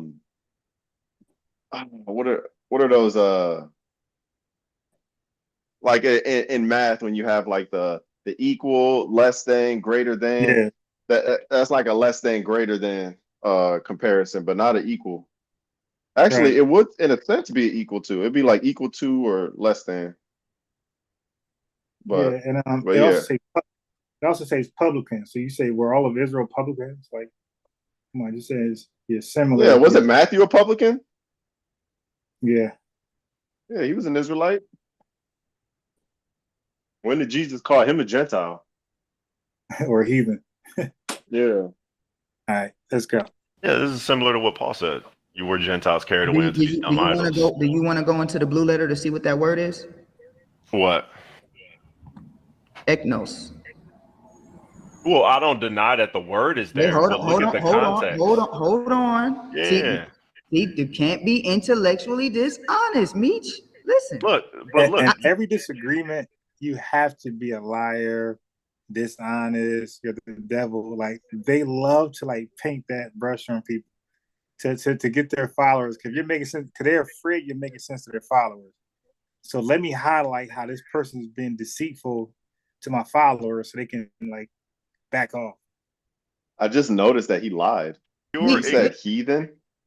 He said heathen is ethnos. Go look at that word. I don't know. Here, actually, let me just share my screen. It'll be easier. You're not gonna be able to come sharing mine. Oh, okay. But basically, the word is ethnikos, and it actually doesn't speak about. It only speaks about the conduct of a man being outside of worship of the true God of Israel. That's all it's talking about. It's not ethnos. So I actually just caught him lying. Wow. Okay. How many more lies is he going? Dang. listen. look. Waiting for You're this. ignoring that Meech, there let me can be just forms Meech, of Meech, speech. Meech. Let me just say What's up, this man? real quick because I'll let you go and I'll let you listen. What was the difference from you bringing out in Romans, what was that, 11 and 7, right? And you saying when you look at the Hmm. word here, the word is never, it's not applied, it's ethnos here, right? That's what you said, right? Yeah. And then I said, well, you got to understand the context and understanding that Israel were known as Gentiles. You said, Hmm. yes, that is true, but the word is different. So when I take you to a word where Christ is telling you that an Yes. Israelite can be ethnos, Not ethnically though. but it Yeah, doesn't. see now you getting the benefit of that. He's being honest. Like, you're supposed to go Yeah, fact I check am. that. And but you got your blue letter up. I don't know why you didn't just type it in there. All right, let's look at it first before I start going this ride with you. Let me look it up first. That's all Yeah. I've done. I already got it up. Type it in there. Matter. And It's see, the same word this is there. what caught me. But Can wait, they look, be? What look. caught me No, So no. wait, It caught me with Arila, it caught me with Assad, and it caught me with this dude. I gave them the benefit of the doubt too much, like way too Yeah, much. yeah, you And I never do didn't that. fact. You never Yeah, do that. They're always lying. You gotta look at. You gotta look at. You cannot trust them. They're always gonna lie because they have the most to lose. So they're always yeah. lying. No, that's true. That's true. Listen, I just want to point this out. Wait, Meech, listen. Is it the same word there? The same word? Yes. And he's even No. asking. Okay, let me see where you go. Well, this is In Matthew ethnikos. 18. Ethnos. Listen. Ethnos. Okay, Listen. it is from ethnos, but wait, I want to point something out. See, I don't know why you said that. I shouldn't have said. See, look, I'm too honest. I'm way too honest. No. I'm too honest. It got nothing to. It got. That has nothing to do with honesty. Just because words come from other words doesn't mean they're the same. They have the same meaning. We talk about that with the begot. That doesn't mean they're the same thing. They're still different. Yeah. And No, I'm too forthcoming. That's what I mean. I'm too forthcoming. Because look, in my mind, I'm like, why is he saying ethnos? I click on ethnikos, it's there. And instead of being like, oh, you think that because it's from there, it's the same word. I didn't. No. That's another bad thing you do. You just said because you think that he didn't say that. You giving him his position. You don't do that. All I hear is what you said. You said this ethnos. They don't say ethnos, ethnika. So, brother, explain. Okay, so let's move on. This does not say ethnos. Yeah. Does not say that. Okay, and you're being dishonest. But you said ethnos, and we don't see that word here. We see eth. Did you actually click on it? Yeah, ethnikos. Yeah, I clicked on the word. If you go back a couple seconds, it's on there.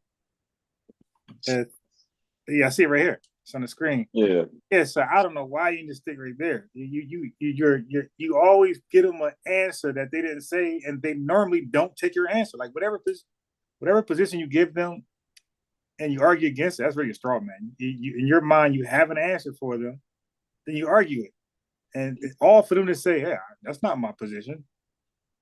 Now you got to reset all over again. Yeah. I love you, bro. This is not. Listen, before you came on, I said this is not a pissing contest. Yeah. Okay, this is not a pissing contest. This is for understanding. If you learn something, you learn something. If I learn something, we learn something. Who's our king? Christ, right? Yeah. So all I'm saying, and that's why it's okay to be. It's because it's not a pissing contest. We can be honest with each other. Yeah. I just showed you that an Israelite can be called that same exact word that you said they couldn't be called in Romans 11. Let me show you something. Okay, look. Concede, cool. But check this out. And you conceded. You got the verb. I shouldn't have said that. I know. This is the verb. And then you have the adverb. The adverb modifies the verb. He ain't listening. You already conceded. Modifies the action. He's good. So let him be as, even as, just as. Let him be the same thing as a heathen. Even though he's an Israelite, let him be the same thing as a heathen. How you treat a heathen, treat him. So he could be so yes, I agree with you. So he could be a heathen. Yeah. I'm not saying he can't be called a heathen. I'm saying in the sense he's not calling him ethnically Gentiles, right? This is my point. I want you to hear my point. So my point is Romans 11 is dealing with in the context of similar to what Christ is laying out, that these people have left the laws of God and they have become ethnos. They have become Gentiles. And this is what Romans 11 is talking about. And I asked you a question. And nowhere you can know, like what, nothing in the Bible suggests that. And now we see that these people can be Gentiles. Israelites can be Gentiles. And this is red letter. And then hold on. Now let me read one more, and I'm gonna let you go. Let's go. Now I'm gonna read Hosea for context. Oh my goodness! See, right? Look at this ain't in context. That's Romans. You think about Romans 9. This is different. No, this is different context. What do you mean? What's different context? It's different context than Romans 9. And plus, Paul I didn't say Romans 9. that. I said Hosea real quick. Hosea 1. I know Hosea 1 and 10. Yeah. Yet the number of the children of Israel shall be as the sand of the sea, which cannot be measured nor numbered. And it shall come to pass that in the place where it was said unto them, ye are not my people, There it shall be said unto them, ye are the sons of the living God. Then shall the children of Judah and the children of Israel be gathered together and appoint themselves one head, and they shall come up out of the land, for great shall be the day of Jezreel. This is exactly what Romans 11 is talking about in context that the nation of Israel will be ethnos, as we can see they can be that now, and the Lord is going to bring the two nations, the two sticks. Now that's retarded, because Romans 11 just listed Israel as Israel. Yeah. Which he agreed is both kingdoms. So that's why he said, has God done away with his people? God forbid. So like, he's This was good practice, because I was just all over the place. And even when we done the virgin birth, I will chase those rabbit trails, and I slowly learn, like, hey, stay here, stay on this point. They're gonna try to run, keep them in the corner. Yeah, and the thing is, I didn't. That's why I kept saying, like, let's establish 116 first, and then we can run through the rabbit holes and have fun. Yeah, and that's where like when I first started having just discussions, not even debates. I told him I wanted to have a discussion. He said he wanted to have a debate. All right, whatever. So that's why I came in the way I did. They always say that. Even all right, like, debate. Like, all right, whatever. Yeah. And it's like, I just want to come. So you see, like, no matter where he's talking about, I'm willing to go and like talk about it. But after a certain point, I'm like, let's get to Romans, 11. The whole reason why we're here. So my willingness to want to speak about other topics is actually where I falter in focused debates. Which we're going to show you that Israel together, and they're going to reign together, as Isaiah says. That's the point. Okay. So we're not saying that these are ethnically, like, naturally grown Gentiles in any shape or fashion, correct? The whole Romans 11 is talking about Israelites, which you concede to the point, because I'm going to finish, I'm going to let you go. You concede to the point that, because your argument was you don't ever see this applying to Israelites. I just showed you that in Romans 11 and 7, that word can be applied to Israelites. So are you conceding that point? No, let me clarify. What I said was ethnos is never used that of Israelites that are naturally grown Gentiles. It is used in the sense of how for the they're scattered, living. for the scattered. It could be used for the scattered Israelites. It could be used for how they're living, like we see in The Corinthians. scattered Israelites, yes. It could be used for the scattered Israelites. Aren't they the Yeah. scattered See how he Gentiles? keeps trying to change what I'm saying? Like, no, it could, you see how he's trying to change what I'm saying? Yeah, but I would say, don't you mean scattered Gentiles? Why are you calling them Israelites? Yeah. The Bible doesn't call them Israelites, calls them Aren't they Gentiles. Gentiles? But it's funny how they're Gentiles in one breath or the same sentence, but they're also Israelites. It's like, man, that sounds like confusion right there. Yep. Yeah, that's it. Because Romans 11 for me is scattered Israelites. Okay, go ahead. Yeah. Okay. So you want to stop sharing your screen? You done with this? Yeah. I might as well keep it up because I'm gonna show some stuff along the way, if that's cool with you. Yeah, go ahead. It's on you. Yeah, it's your thing. Verse 11. Yeah, I'll pull it up. Verse 11. Let me get there. All right, go ahead. I say then, have they stumbled that they should fall? God forbid, but rather through their false salvation is coming to the Gentiles for to provoke them to jealousy. So we see that, and you already said in verse 7, this is all of Israel. So is Paul saying part of Israel fell, so part of Israel could be saved? And how could salvation not have been even grafted to them if they're already Israelites and God has already come and given them the truth? So I guess my question more clear, who fell or who stumbled? When you read Romans 11, it says the entire nation eventually stumbled. But I want to get to the point. The entire nation? John, absolutely, the whole nation stumbled. Like the whole nation? The whole nation of Israel stumbled. But But let me wait, read. verse 7. Wait. Because this is just in context of the chapter. This is in context of the chapter.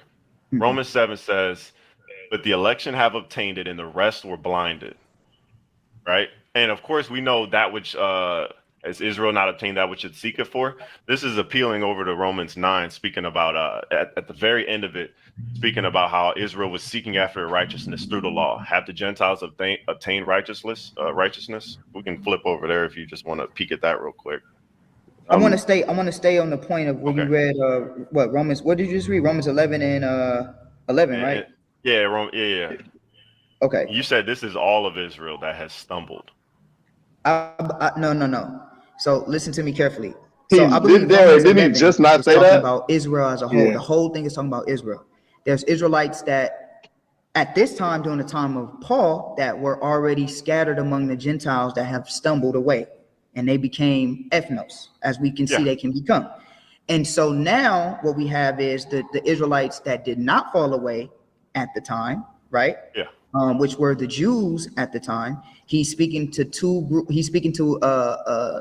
groups there, the ones that fell away and the ones that did not fall away. When you read Romans 11 towards the end at verse 26 Mm-hmm. and 25, it says that all Israel um And we'll get there that because Israel that's shall be interesting. that Yeah. all Israel shall be saved. So the Mm-hmm. reason why I'm bringing that out is because we know that there was the lost 10 tribes of Israel, right? And I'm gonna read this. It's John 7 and 35, right? Yeah. It says, That's the then said thing the right there, Jews John among 10:35. themselves, because we know at the time the Jews were still in the land, they were still somewhat keeping the customs. They still were wicked, but they were somewhat still keeping the customs. It says, whither will he go that we shall not find him? Will he go unto the dispersed among the Gentiles and teach the Gentiles? Mm-hmm. Because there is a dispersed among the Gentiles Yeah. that have become Gentiles. Whoa, And wait. I don't think in any way he's saying that at any point in time. Because look, why would he say disperse among the Gentiles and teach the Gentiles? Why wouldn't he say dispersed among the Gentiles and teach the dispersed? it's the same as what we do today. Like I'm an Israelite, right? So when I go on the street corners, and let's say I go, You ask him a biblical question, he gives you an anecdotal question. He gives you an anecdotal answer. It's like, no. Can you just answer from the Bible? See, Or why wouldn't it be so simple, like right over there, and they say, will he go among the dispersed who live among the Gentiles, the dispersed also known as the Gentiles? Why wouldn't they make it clear if this is the case? See, that's what I'm saying. Like, this is just too much insertion on his part, man. Yeah, guys, the author confusion right here. Yeah, that's Shatan. Satanas. According to him. I'm in LA. If I go to Hollywood, there's a whole bunch of people on the Hollywood Strip. My message is to the scattered Israelites, but you have Gentiles among the crowd. And guess what? You've had times where a white man come up and he'll listen. A Asian man will come up and he'll listen. It doesn't mean that they're Israelites, but they're listening. I'm teaching, and they're listening because we're among the Gentiles. But my message. You should have asked them, but when you go out, are you going to teach Israel or are you going to teach Gentiles? I think I'm getting to it at a certain point. I think I do ask something like that. It's to the scattered Israelites. That's the same thing as we're reading in John 7 and 35. So when we read Romans 11, right, as I already showed you and proved to you, that the scattered Israelites that have left the ways of the Most High God can become Gentiles. But, And I'm gonna hold on. I'm letting you give your dissertation. I'm just answering your questions. When I finish letting you give your dissertation, I'm going to show you what this is actually talking about, because Paul is actually, do you know where Paul originally pulled this from? Romans 11? Yeah. No. What do you mean pulled it from? You don't see, is this the first time Paul is speaking of this, or did Paul get this understanding from the Old Testament? That's why I went to Isaiah 65. I was like, it's not Isaiah 65 though. Yeah. Okay, it's actually Ezekiel 37. Oh shit! I don't. All right. Yeah. Okay. Have you ever read Ezekiel 37? I see what you're saying. Have you ever? Yes, I'm more aware of that now. but I didn't Yeah. know their argument before. Like I never argued this. I don't know their arguments, but now I'm more aware of what they'll try to do and how it can be debunked. Real Grab quick. one stick for Judah. Yeah. I understand what Okay, you're real talking quick. about. Yeah. So if you've ever read Isaiah, and this is where I was gonna let you do your dissertation first, and then I was gonna ask you this question, because do you believe that all scriptures work together in a perfect cohesiveness? Oh yeah. Okay, so you believe that there's nothing new under the sun. You believe that the things that are written in the new, you can find those same things written in the old. I know you believe that because you put out Isaiah 65 to establish your point. Yeah. Right? Okay. Mm-hmm. So this is why I was going to ask this question after I got Ezekiel 37. Can you show me any time ethnic Gentiles were ever called the branches of God or the tree branches with God? Ethnic Gentiles were ever called the branches of God? Yes, referenced or called, either referenced or mentioned to be the branches, are branches, a part of the commonwealth of Israel. Can you show me a scripture outside of Romans 11 Esther that can 8:17. validate your point of Romans 11? And that's why I went to Isaiah 65, because we No, see the branches. I'm talking about, wait, listen, I'm talking about specifically Romans 11, the understanding, because wait, real quick, Paul is pulling this from somewhere. Paul is not just freestyling this.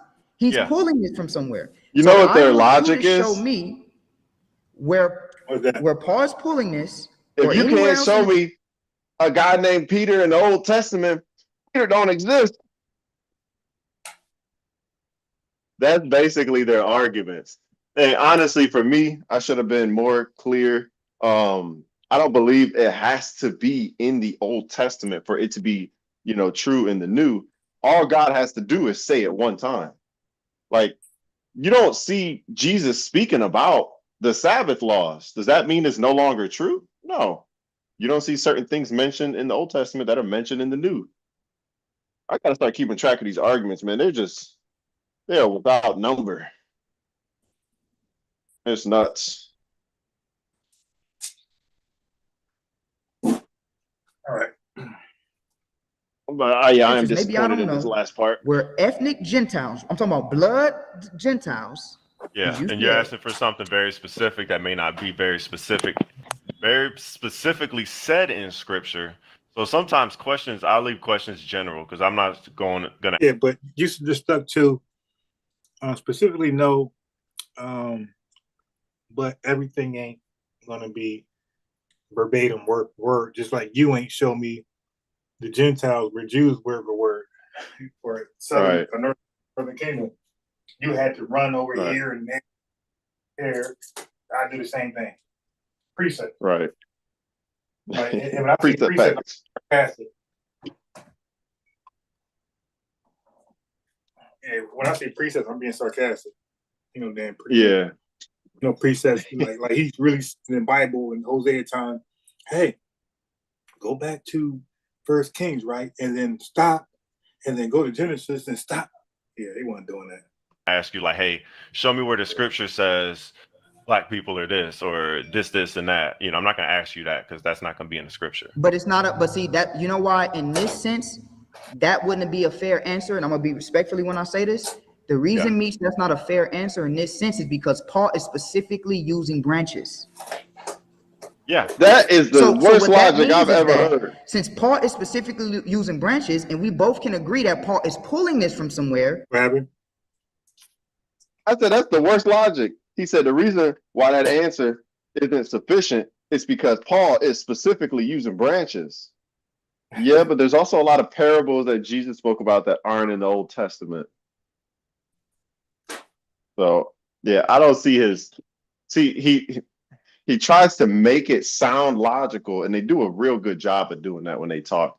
They try to make it sound logical, but when you actually think about it, that made no sense whatsoever. If Paul specifically said, as it is written, okay, now you got an argument for Old Testament.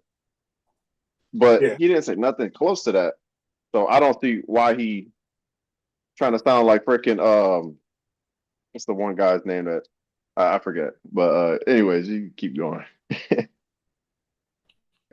Yeah. What Paul is teaching and pulling this from somewhere, whatever he's pulling from, that's what this chapter is alluding to. So we can't assert that it's alluding to anything outside of what Paul is pulling from, correct? Mm-hmm. Okay, so when we see where Paul's pulling this from, it has nothing to do with ethnic Gentiles. And that's why I was saying, as far as Isaiah 60. Oh, I'm sorry. I went completely to my email on this one. Oh, let me My close bad. this in for you. Yeah, Nah, you yeah, good. yeah. But when we get to Isaiah 65, and this is why I posed the question to you. What does it mean to create Jerusalem? When you look at, that word create, it's the word bara. It doesn't mean to breathe from nothing. It means to fill or to make fat, fill something up, right? So God is essentially saying, I am filling up Jerusalem. And that's why he calls it a new heavens and a new earth. And then you see Revelation speak about a new Jerusalem, because it's different than the one before. I will call my servants by another name. You get that changing of power. And that's where that's why I was hearkening in on Romans 11, as far as I really believe that Isaiah 65 is a complete, it's a direct, Meech, I love you, reference. King. Listen, I heard you. I listened to you. Listen, Meech. Yeah, yeah. When I read Romans 11, he's specifically speaking about something very specific. He's Yeah. using the idea of trees and branches, correct? Yeah, yeah. Okay. Wait, real Hey, quick. I'm biased. I gotta Where head out, So, man. wait. Just because I just want to get back on topic, because my first Yeah, question I was think we who on this is fell. topic, Meech, this I'm is get off topic. 11 minutes. But we never This, answer who fell in 12 o'clock. verse Okay. 11. Yeah. no, I'll listen, probably this is just topic, and listen I in. was I gotta get answering it. off though and do Listen, something. All right. All right, shalom, man. Cool. listen. Okay. That's why I had brought out John. We kind of going into it, my dissertation now, with you asking me that. Yeah. So we brought out John 7. So I Peace, showed Donnie. you already that ethnos can be applied to Nicodemus, Israelites. peace. I Mhm. also showed you that they're scattered Israelites among Gentiles, right? Yeah. And then that brought me to, because I believe that the ones that fail are the ethnic Gentiles, ethnic Israelites. LCK said Paul specifically used a road to Damascus, and you can't find. Oh yeah. You can't find that in the OT. Became Gentiles through their fault. So now that's why Okay. it brought me to my And that's okay. different. Yeah. Real quick. That's why it brought me to my question in my dissertation that I was going to give Dissertation. with Ezekiel 37, because I asked you, where is Paul pulling this from? Yeah. Paul is pulling this. Yeah, so that's a weak waste of time when they pretend everything. I mean, we're reading the Bible, and then they want to act like if you're reading from the New Testament, it has to be the Old Testament, and we can there's ways to do this. You can go there's tools to go to see parallel verses, right? Verses or reference verses. So when you go to reference verses, it'll show it's already done for you. It'll show what was Paul referencing, if anything. It'll show Old Testament references if he was indeed doing that. But that doesn't give Rotten Zahn the right to just pull a scripture out his butt, pause, no diddy, to say, okay, well, since you can't find it, it's this. I'm like, no, it's not that. It's like, why I gotta be that? Because you say so? Like, how can you prove it's that and not something else or nothing else? You want it to be this. So this is a weak point some of them do. Well, it has to be an Old Testament. No, it don't have to be an Old Testament. From somewhere specifically.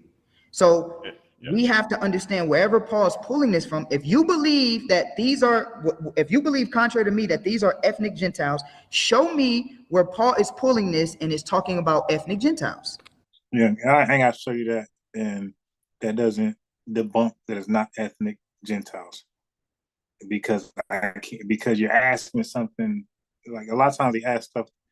Show me this, show me that, and it got to be verbatim, word for word, book, chapter, and verse, years all time. But when it's their time to go and prove something, they go around the world to attempt to prove it. Like, hey, what happened to book, chapter, verse, word for word, verbatim? What happened to that? And that's why I kept saying, like, when I debate this, I realized it's a rule for me and there's a rule for them. And they're different.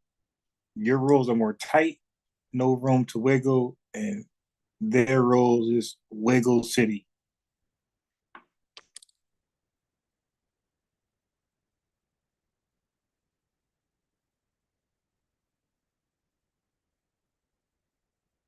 That's Well, all I'm I asking feel you. like we should get through the chapter and then start to jump to be like, okay, where is he pulling this from? Because there's Look at certain his things I face. want to He show he you he in here don't want that to I stay in think is Romans very 11.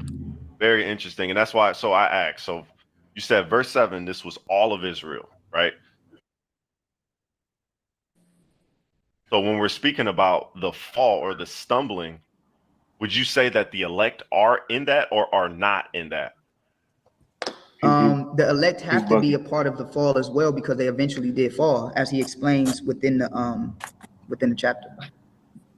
But okay, if you read the next verse, now if the fall of them be the riches of the world and the diminishing of them, the riches of the Gentiles. And I've seen many different authors or scholars that are talking about this word diminishing. It's not a What verse are numbers. you at?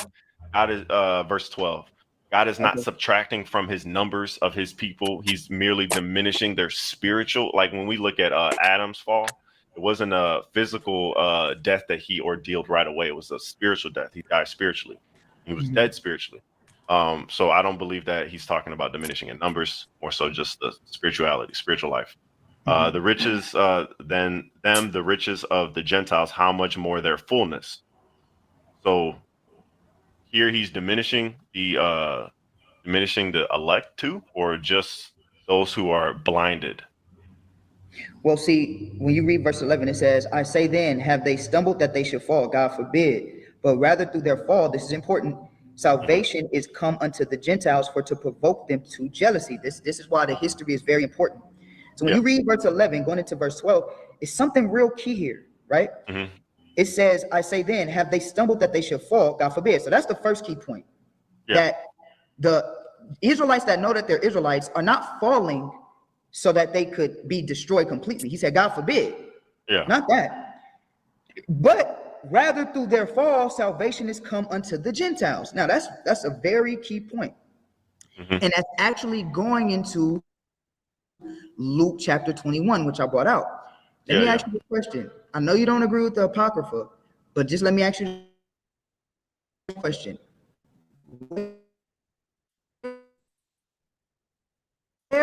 did the 10 tribes, because remember, there's 12 tribes of Israel, right? Yeah. Okay. There's 12 tribes of Israel. When there was a split in the kingdom, that's why the history is so important to understand.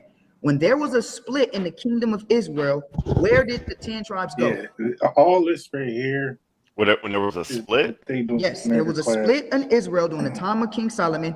Where It's did like, the Yeah. reading Romans 11 is not that difficult for me. And I feel sorry for these brothers that reading some of these chapters and verses, it'd be so difficult for them that they got to read another whole chapter and book somewhere else, and then another chapter and book somewhere else to try to make sense of another chapter and book somewhere else. It's like, yo, it's not that difficult. It's not that deep. Like they try to make some things in the Bible just so deep. Say, nah, this just says what it says. Some Israelites fell, and that gave opportunity to some Gentiles to replace them, not temporarily, but to replace them. But they or can come in there, can come in. Let me not say replace, but give opportunity for Gentiles now to come in. They can come back in as well if they turn from their ungodly ways. But if they don't, they got to stay out because God not respect their persons. It's not that difficult. So now we are all over the place.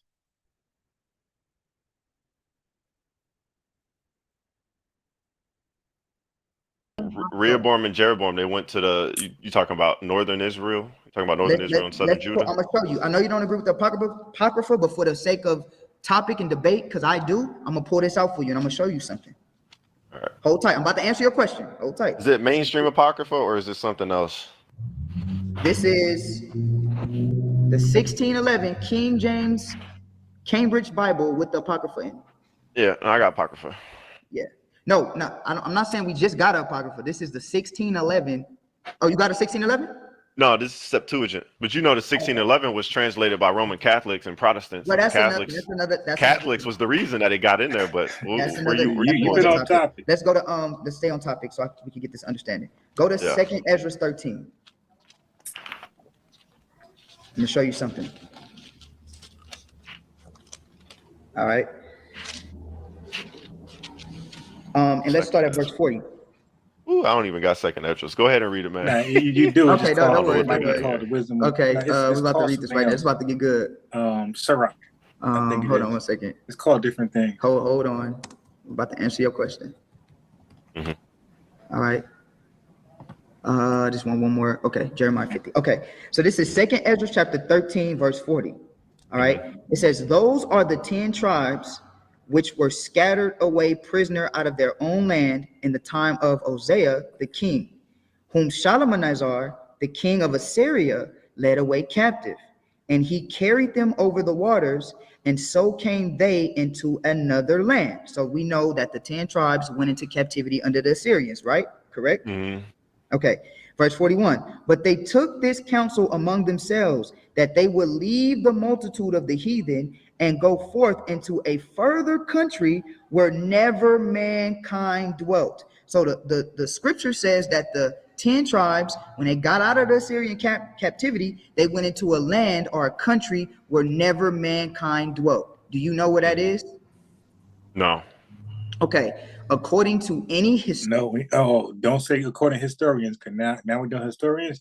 You just said you don't read commentaries, and commentaries are written by biblical historians, but they pick and choose. They pick and choose. Like, dude, you don't do biblical historians, because if you did biblical, if you want to validate them and get them credibility, what do they say about the Gentiles in Romans 11? Historical references, history, anything you want to name it, geographical locations. The only place, and this is another topic, but I'm just going to tell you this, and you just listen. Mm-hmm. We could debate this another time if you don't agree with it. The only place that was an uninhabited land, right, was the so-called Americas. How did they get to America? No, that's a whole nother topic. Just listen to me. We could talk about that too. America. Oh my God. I want you. Oh my God. I want to make a point for Romans 11. Okay. Okay. I was expecting that. The only land that was not inhabited, no matter how you slice it, mm-hmm. was the Americas, right? Yeah. So now, if we know that Christ, do we ever read about Christ ever coming to the Americas? Oh God. Not if you're a Mormon. No. We talking about the Bible. We never read that. Christ stayed within the confines of who? The Jews. Yeah. Correct. Well, okay. Wait. No. Let me just land. Let me land. Yeah. They glue another book 1,000 years apart, and it got terrible. I got you. Let me finish. Yeah. Go ahead. Christ at the time, whether you agree that after Christ, after the Jews. That's why I don't like all this. But what about this? Answer this. It's like, dude, you ran from Romans 11 to go somewhere else. Can you just ask me about Rome? Like, if you want to leave and do something else, then by all means, go ahead. But just know you left.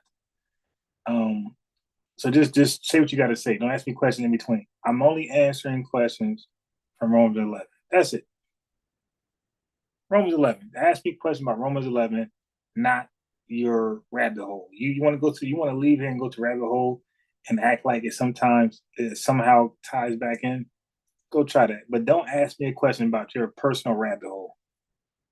Killed him, then he went to the Gentiles. No. When he lived. So listen, Christ, his main target audience, no matter your persuasion, but we know his target audience was the Jews. That's who he dealt with. He even said, "Go not unto the way of the Gentiles." This is during the time of his living, right? So wait. Christ. So listen. Okay. So wait, you're taking verses out of context. Meech, let me just finish. I'm gonna give it to you. Just let me give my answer. Yeah, but you should have been finished. You asked me questions in between. No, I don't. I'm probably gonna disagree. To your Romans 11 and 12. All right, Go let ahead, me give man. you answers. So when we read this, we see that the nation or the 10 tribes went into a land never mankind dwelt. We don't see Christ going anywhere into a land that never mankind dwelt. His message was quite simple. He stayed in the ramifications of the areas of where the Jews lived. That's where he was at.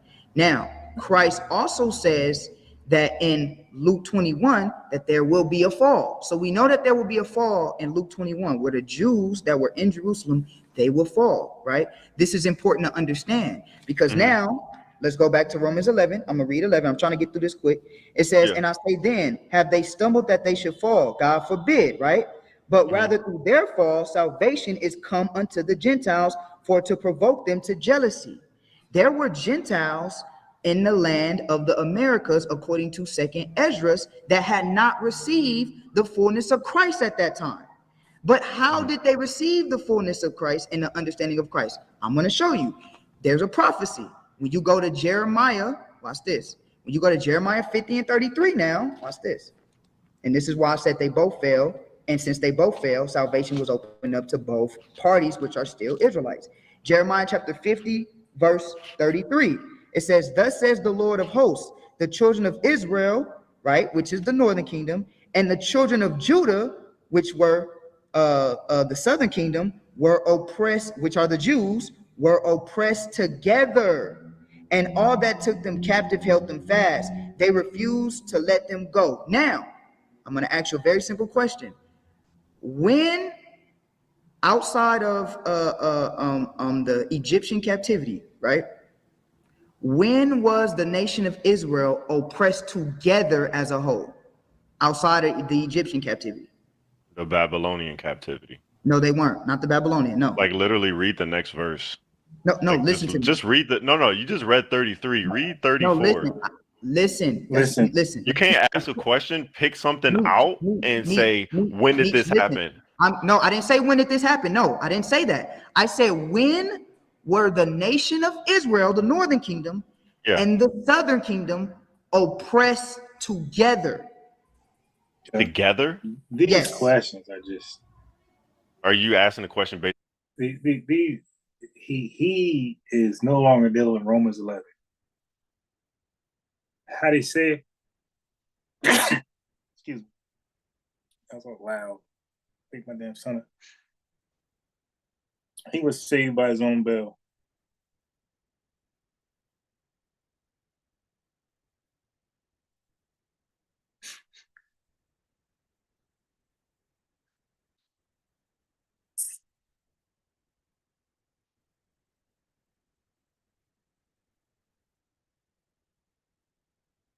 I mean, ILCK said if the 10 tribes were taken in 600 BC and brought to a faraway land, how are they, the Gentiles, when Christ comes on the scene? Because according to the Bible, they never returned after Syria took them. Good point.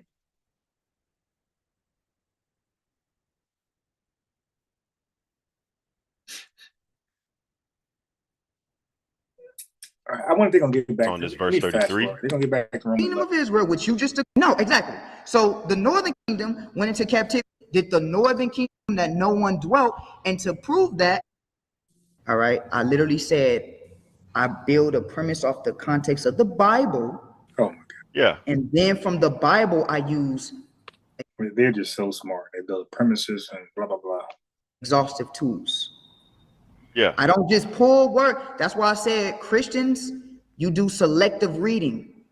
You'll select a chapter without getting an understanding of the full Bible. You'll select the chapter and say it applies to what I'm saying it applies to. Or don't put me in that though. Let me finish. Or you'll select a word and say this definition, and you'll selectively say this is what it's talking about because this definition. What I'm telling you is that we have to get the context of the Bible and then build the premise off of definitions or words or whatever the case wait. No, I'm just trying to see if I get you right. So the definition is not the foundation. The translation is the foundation. No. The foundation of my understanding? Is that what you're asking? When you're saying the foundation, we go to the translation first. We get the context of the translation. No. We go to the Bible for the foundation. But you're reading a translation though. I'm reading the Bible. Do you believe that the King James is? Wait, my man said I'm reading the Bible. Dude, you're reading a translation. real quick. Do you believe that the Bible is the word of God, regardless? Yeah, 100%. Okay. And do you believe? Listen. And do you believe all the Bibles that you read to this day? Right. What Bible do you read? King James Version. Okay. So if we both read the King James Version, then it shouldn't be a problem with me going to the King James Version to read the Word of God. So, Meech. But look, I don't Again, hold these are the red. King James. I don't hold the King James as the inerrant word of I God, love you, though. King. Listen, these are red herrings. Listen, Meech, I love you. I respect you. It's not a red herring at all. Let's go. Wait, listen. It was fine when you went to Isaiah 65. I let you do that. Let's go to Ezekiel 37. Let's go to Ezekiel 37 and let's read where Paul got Romans 11 from. It's that simple. We don't got to deter. Ezekiel 37. Yeah. About time. But he should have went here before that whole rant about now. I just want to see what he's gonna bring up. I kind of know, but just remind me. And let's read verse. And it's funny because Ezekiel 37. Ezekiel 37. Yeah, I'm just getting ready because I'm end up debating these dummies on this Romans 11. And I won't keep it to Romans 11. We can go wherever. Just the Gentile Jew thing, or the Gentile Israelites. That only. Like, I want to challenge that. Gentile Israelites. I'm challenging that. So they can go where they want to go. But I'm like focusing on Romans 11 because I've seen like they think that's their Matthew 1:16. And it's not going to go well with them. If we just stay there, it's not going to go well with them. Definitely not in front of a neutral audience. Like Tony Marvin channel, neutral. JJ be throwing debates. They got a mixture of Israelites there, Old Testament, New Testament. They got Kemetic, so I believe JJ debate league is neutral. But like they don't be getting and maybe I gotta like make it clear with JJ and Sanet and them. It's like, dude, I'm only really interested in the One West guys. Like, I'll take any one of them, but mainly the Sakari guys and the ex Sakari guys that's with Deacon or her side, or I want the Sakari, Sakari people, because they think I just want to debate anybody. It's like, nah, I got a thing for certain people. No diddy. 37 is dealing with the valley of dry bones. I know. I understand that. The entire nation. But let's read verse 15. All right. It says, the word of the Lord came again unto me, saying, moreover, thou son of man, take thee one stick and write upon it for Judah and for the children of Israel, his companions, and take another stick and write upon it for Joseph, the stick of Ephraim, and for all the house of Israel, his companions. Are we seeing sticks here and joining and taking sticks?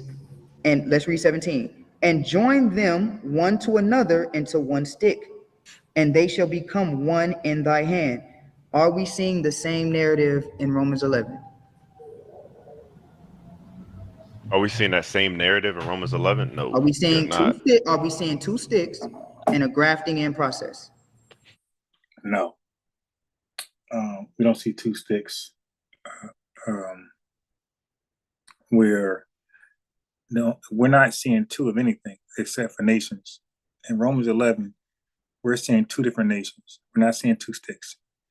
We are seeing branches as breaking off an olive tree. Okay, so you want to claim you dealing with context. We don't see sticks. That's why I'm waiting for them to read 37 in Ezekiel, because I wanted to tie it in there. We were not reading about sticks. We're reading about branches. It's plural, but it don't say 3, 4, 5, 20. So we don't get a specific number. But branches are falling off. And we got an olive tree.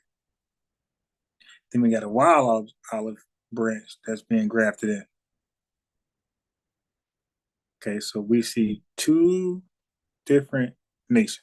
Well, in Romans 11, it's three different people we're talking about.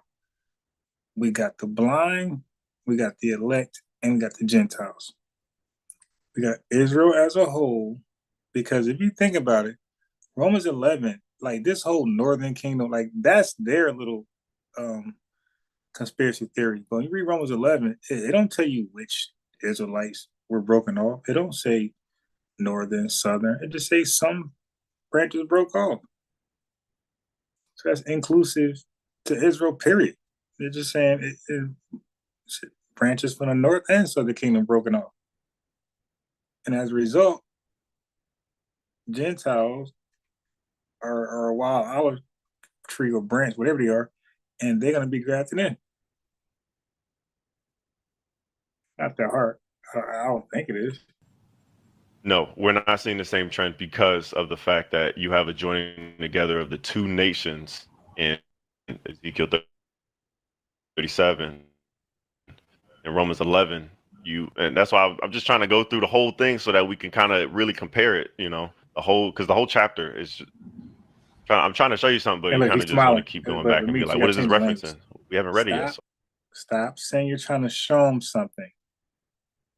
Okay, because he don't want to see what you got to show him. Pause. No diddy. Just say, hey, man, the chapter itself is beautiful. Let's read the other beautiful words. And then we can pick and choose what we want to magnify.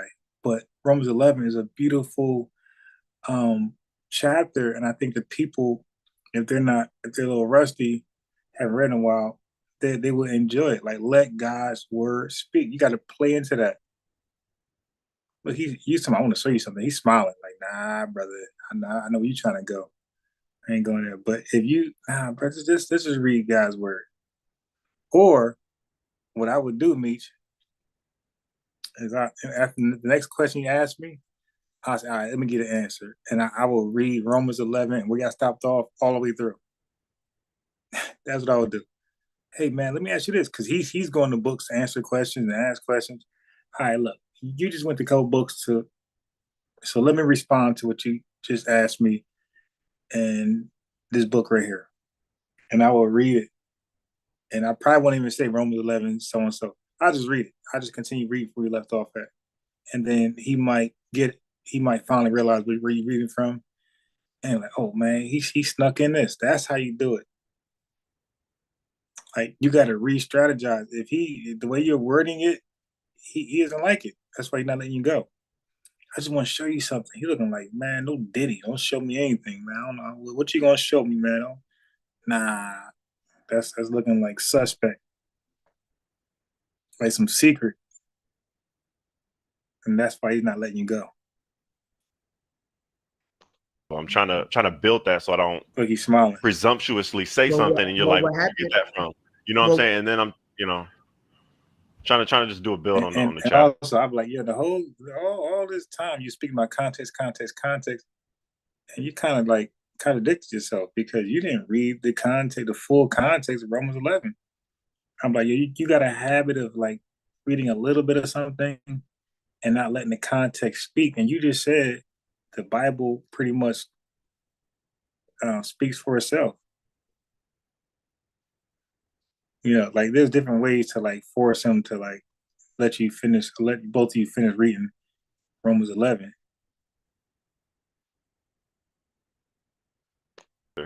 Okay, but what happens is when you ask me a question, and then I answer the question, and also too, you got to allow me, because we've been on for 2 hours and I haven't even asked you a question at all. You've been asking me questions. Respectfully, we've been dialoguing. Yeah. In our dialogues, based off of your question, I've been asking you questions. But I haven't asked you a question. Yeah, I haven't asked you a question on the offensive. I just been asking you questions on the defensive. I feel you. Is that true or not? Yeah. Yeah, for sure. Yeah, it's true. It's true. So all I'm saying is, if you want to go back, let's look up the word. Let's go back then for you. Hold this. Let's go back to Romans 11. Let's look up the word cosmos. That's the word you want? Oh. Yeah. Okay. Cosmos Smosmos. In verse, But yeah, verse 12. okay. Can we just read Romans 11 Let me first and come pull it back up to that? right here. So Wait, what Cosmos? Yeah, I was looking for those. I was looking for those I'm not sure headsets, the Meech. lexical number Where on we get that. those from? Are those like gaming 2889. headsets? I need something like that.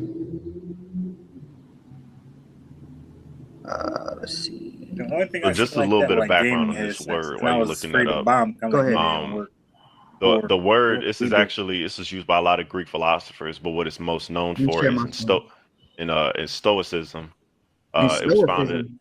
Yeah, no, listen. In Stoicism, it was Oh shit. Oh my bad, Meech. I'm sorry. I did not mean to do that. I tried to get rid of your share screen. Here, I'm about to drop the I did not mean to do that. Salakia family. I did not mean to do that. Meech, click the link again, King. My fault. Or log back on, Meech. I think Romans 11, right? And for the sake of time, for the sake of time, mhm. Rotten Zom let's is read. his I'm name. gonna skip it. He's I'm gonna read rotten. verse. Salakia. 26, right? Just for the sake of time. Actually, yeah, verse 26. And so all Israel shall be saved, as it is written, there shall come out of Zion the deliverer, and shall turn away ungodliness from Jacob. For this Yeah. is my covenant unto them, when I shall take away their sins. All right. So what Yeah. I'm just trying to get out of it quickly, when you read Romans 11 and you read Ezekiel 37 in depth, it's talking about the same thing, the No, it's same not. narratives. Again, my question to you, and then I'll give you the floor. My question to you, and I hope you answer this question correctly and sincerely, because I've been answering your questions. My question to you is, can you show me if this is talking about using the analogy of sticks and grafting in, can you show me anywhere in prophecy that You the don't need other to. nations are compared to sticks being grafted into Israel? Well, so one thing that's wrong with your question is you're asking a question and acting like 37, Ezekiel 37 is matching with Romans 11. You have the ingrafting of a branch onto a tree, but in Ezekiel 37, you have the joining together of two sticks. So one thing that's very important to understand is that you have two completely different trees in Romans 11. You have the wild olive tree. No, Yes, you do. you don't have two Yes, different trees. No, yes. Meech, listen, no, wait, let Yeah, me No, you no, correct no, don't. no, you. no. Okay, let's look No, at this. Let's look, Meech, they're olive trees, Meech. And okay, now let look. me ask, who according to the Bible, who are the olive trees? Who are the olive trees? Yes. There's one Right, I olive was about to tree. say that. There's not two. No, that's okay. That's not true. Okay.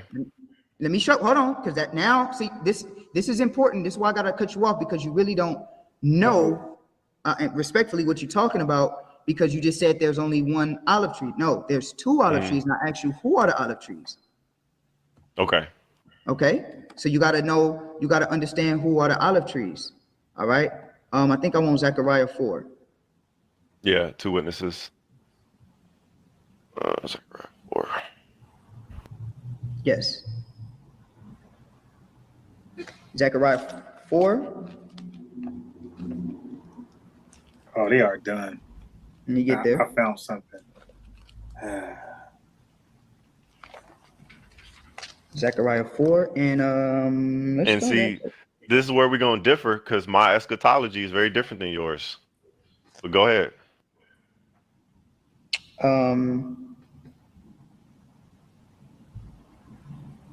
let's start at verse 7. Who art thou, O great mountain, before Zerubbabel? Thou shalt become a plain, and he shall bring forth the headstone thereof with shoutings, crying grace, grace unto it. Moreover, the word of the Lord came unto me, saying, the hands of Zerubbabel have laid the foundations of this house. His hands shall also finish it, and thou shalt know that the Lord of hosts has sent me unto you. For who has despised the day of small things? Let's get to the point. Verse 11. Then answered I and said unto him, what are these two olive trees upon the right side of the candlestick and upon the left side thereof? Who are these two olive trees? You asking me? Wait, let me Yeah. back it up. Sorry. I mean, Stick and said unto him, for who has his hands with? Moreover, the word for Zerubbabel.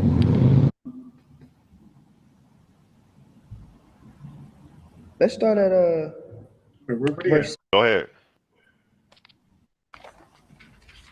Zechariah 4, and let's And start at see, this is where we're going to differ because my eschatology is very different than Zechariah yours. 4. verse 7.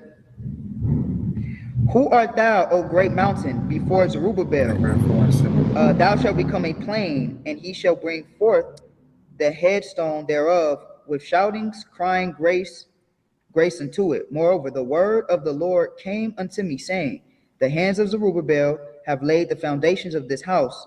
His hands shall also finish it, and thou shalt know that the Lord of hosts has sent me unto you. For who has despised the day of small things? Let's get to the point. Verse 11.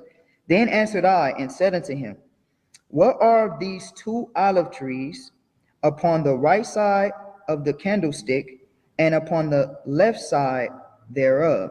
Who are these two olive trees? You asking me? Yeah. I mean, dude, this is the priest and king, the two witnesses. A lot of Okay. people differ in the two witnesses, Moses and Elijah, but this is the two witnesses spoken about in Revelations. Okay. I definitely agree with you. Let's read verse, let's keep reading 12. And I answered again and said unto him, what is these two olive branches which through the two golden pipes empty the golden oil out of themselves? And he answered me and said, knowest thou not what these be? And I said, no, my Lord. Then said he, these are the two anointed ones that stand by the Lord of the whole earth. So this is interesting because here is using two olive trees, right? Yeah. Now, let me ask you a question. Out of all the nations of people, who were anointed to be God's chosen people? Out of all the nations, who was anointed? Israel. Israel. Was there any other nations anointed to be God's people? At this point in time, no. Okay, so now with that understanding, when it says two olive trees in Ezekiel 37, we have two, which trees, branches. No, wait. You don't have two olive trees.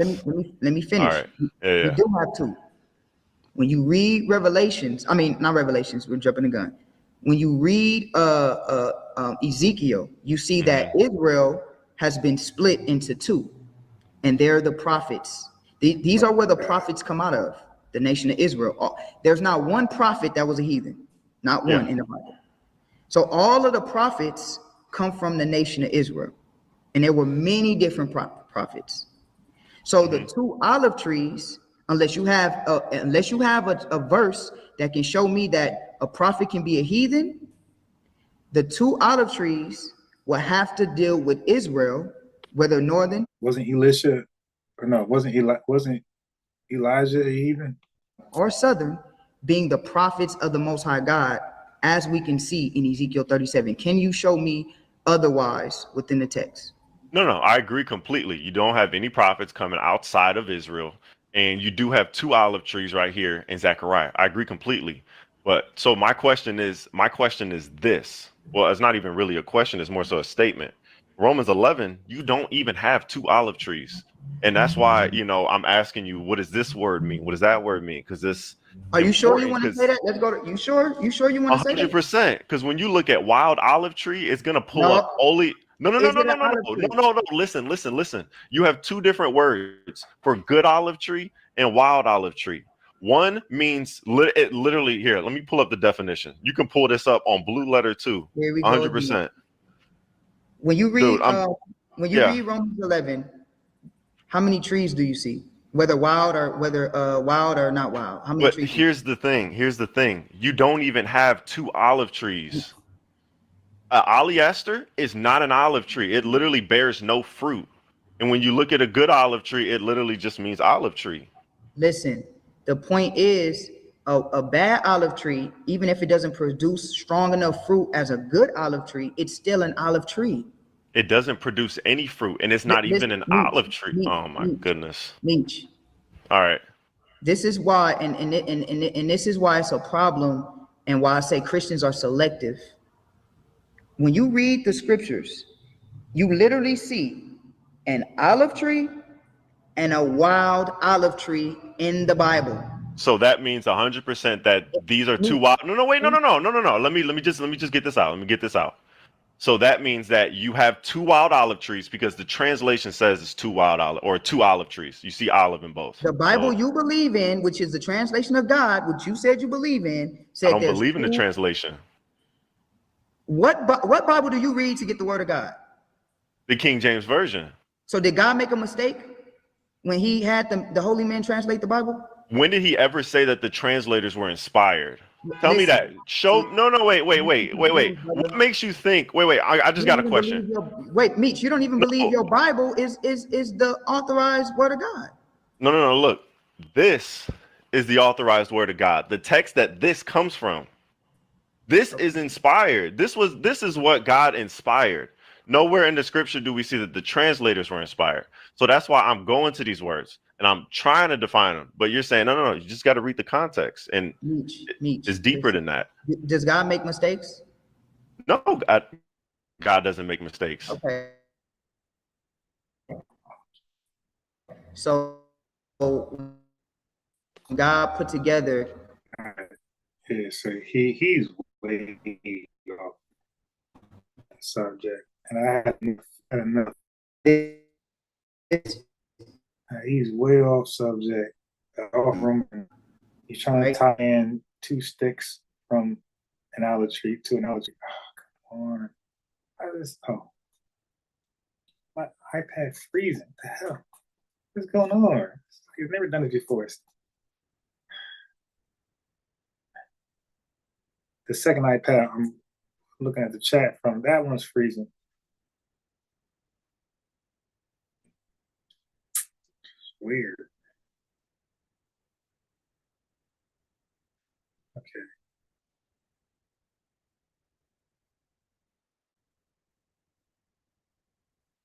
Okay.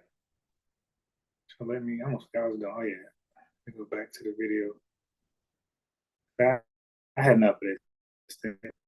These guys ran from, well, Rottenzon had ran from the topic. Nicodemus Maxwell 1640 LCK. Why are you accusing me of being a current member?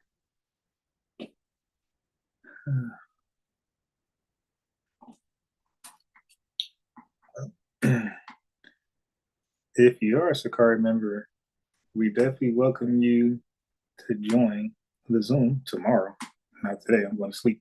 But if you're not, we still welcome you to the Zoom tomorrow, or if I go live tomorrow. But next live, you're welcome, whether you're Sakari or not. You're welcome to join us, and you're welcome to not join us. Just listen from the chat and comment. It's up to you. But I just want to extend the invitation to let people know they can hop on if they want to join and build, whether they agree or disagree.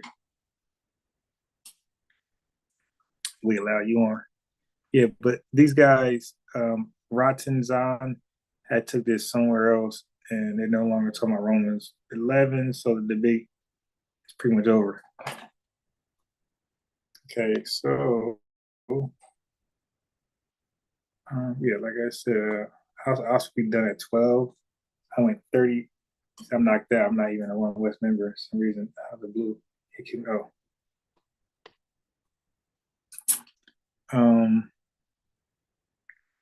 Yeah, so I find a lot of errors in Ratzenzan understanding of the Gentiles, the what they call them, Gentile Israelites. So I would like to debate One West members or their idea of Gentile Israelites. They can go wherever they want to go to prove it. You got all the books, 66, I think 84. You could use your Apocrypha, you know how I play, but none of those other books. So you could do Apocrypha, King James, and I'm open to hear you guys proven that there's a such thing as Gentile Israelites. And if let's see what you got. Because if you really believe that and you got the proof you say you got, then I might invite you to a Sarnetta, you know, back and forth with me. And Sarnetta will prove, trust me, he's been trying to get me in the ring just recently. So if I tell him I had an opponent, he would definitely put us on there, trust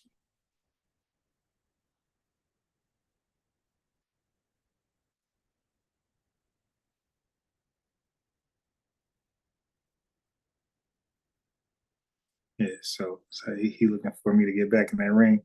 And like I said, I didn't go wild on Captain. Like I gave him a break because I don't really have. I'm the type of person where I gotta like have some bad blood for you, so to speak, to like really go at you and like give it my all. If I kind of like you, and this is everything I do that's competitive, I kind of play down to your level.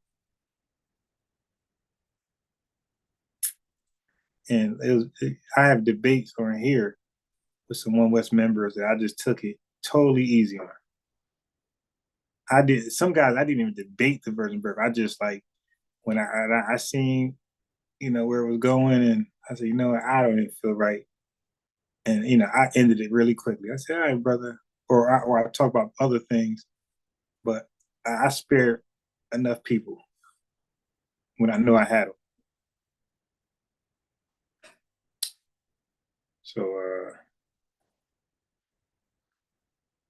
yeah, but I welcome anyone who for discussion. It ain't gotta be a debate. We'll have a discussion for potential debate on the big on the big screen, Sarnetta TV. So let's have that Israelite, Gentile, Israelite, whatever how you want to word it, discussion where you proven that Gentiles are also Israelites. We can have that discussion and then set up for a debate. However you want to do it. We can do a back and forth debate. We can do a formal one, 10 minutes, 15, and however you want to do that. Just let me know in the comment section on that. And we can get it in. So anyway, I was talking about basketball earlier. It was funny. I went to the basketball courts with my family, just to have like a little family moment. And one of my youngest nephews decided, hey, let's get those guys over there, because it was five of us. Let's get those guys over there and let's play a 4-on-4. And I'm like, all right, I'm just gonna have fun, but like we start getting scraped, and the other team start like really like, being extra, clapping hands, and like I said, like, now I gotta play hard to save face. But what pissed me off is that some of my relatives just did not know how to play basketball. Like they missed the concept. They're rebounding, they're clearing it, they're clearing the basket, and then they're taking forever to throw the ball to wide open people. He's trying to do no look tricky pass, and they're just going out of bounds or to the other person. So I'm like, bro, just throw me the ball. And a lot of throw balls was like hanging in the air. It's like, dude, I don't want to teach on the spot with the chest passes. Like, yo, like, dude, if you need to, just baseball pass it, man. But you're floating your passes. And street ball, I'm not catching no float pass because I'm not trying to land on my ankle. It's just gonna be a turnover, So I had to get mine to save face. Like, yeah, we losing, but just know why. We got those over there, those over there that don't know how to play basketball. Had no hustle and nothing. Yeah, but this is my new direction where I'm trying to take my debate. The virgin birth is a straight wash with anybody that disagrees with it. It's too easy. and plus we got other people out there who are taking over. They took the baton and they're debating it with the same points that we use, and they're doing good. So we don't need to do it anymore unless we want to. But there's other Christians having fun taking our arguments and beating up people. So look matter shine. Let's move on to this Gentile Israelite Gentile topic, where hopefully I could lead the way here, take the torch, and show how to win this debate just as easy as the virgin birth.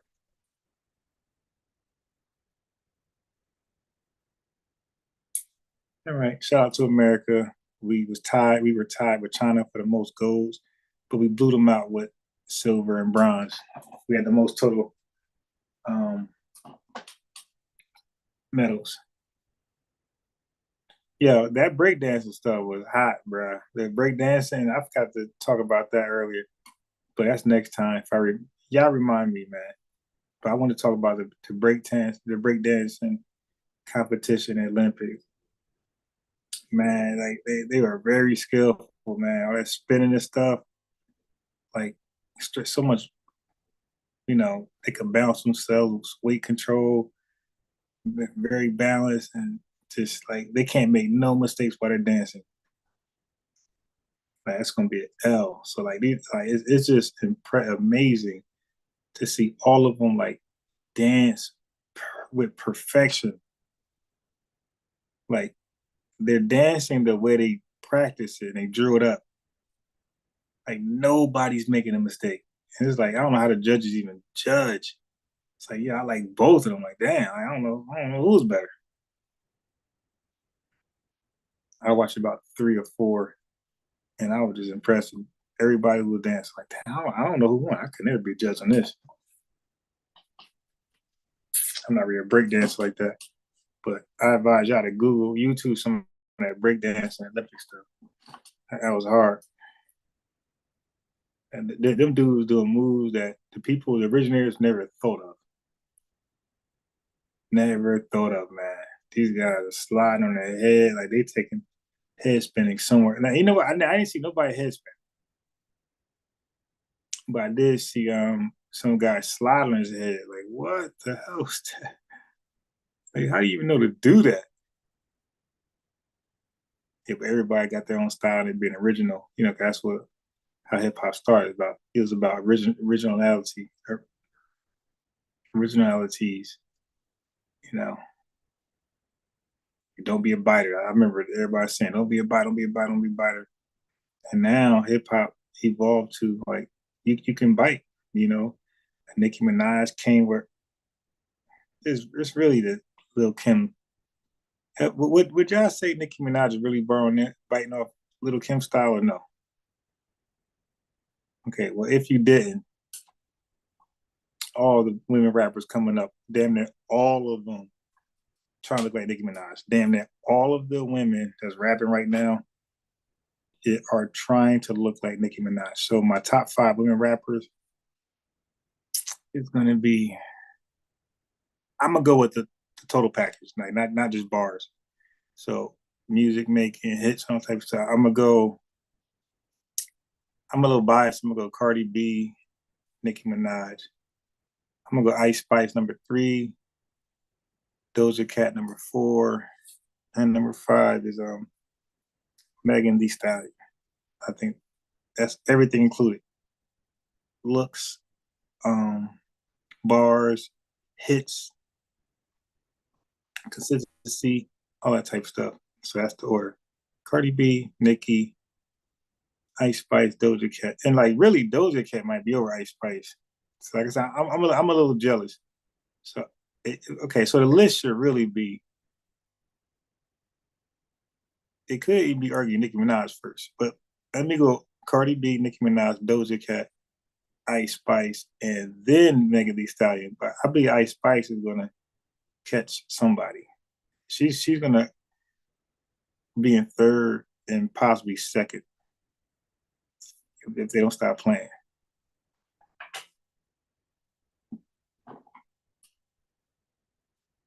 North American. Yeah, not facts. Like they all like there's no I agree Tariq Nasheed, there's no Vlad TV talking about there's no balance in women rap or hip hop. And I agree. Like before it wasn't a big deal to get Little Kim because you had an Eve on the other side. You had Rod Digger, you had Remy Martin on the other side. So that there was like versatility. They didn't all look the same or rap the same and same sexual content. They were different. Lauren Hill, you know what I mean? So what makes is I don't have a problem with women rapping like the way they are if there was a balance. Like if you got a daughter, it's like, damn, what rapper you want to listen to? Like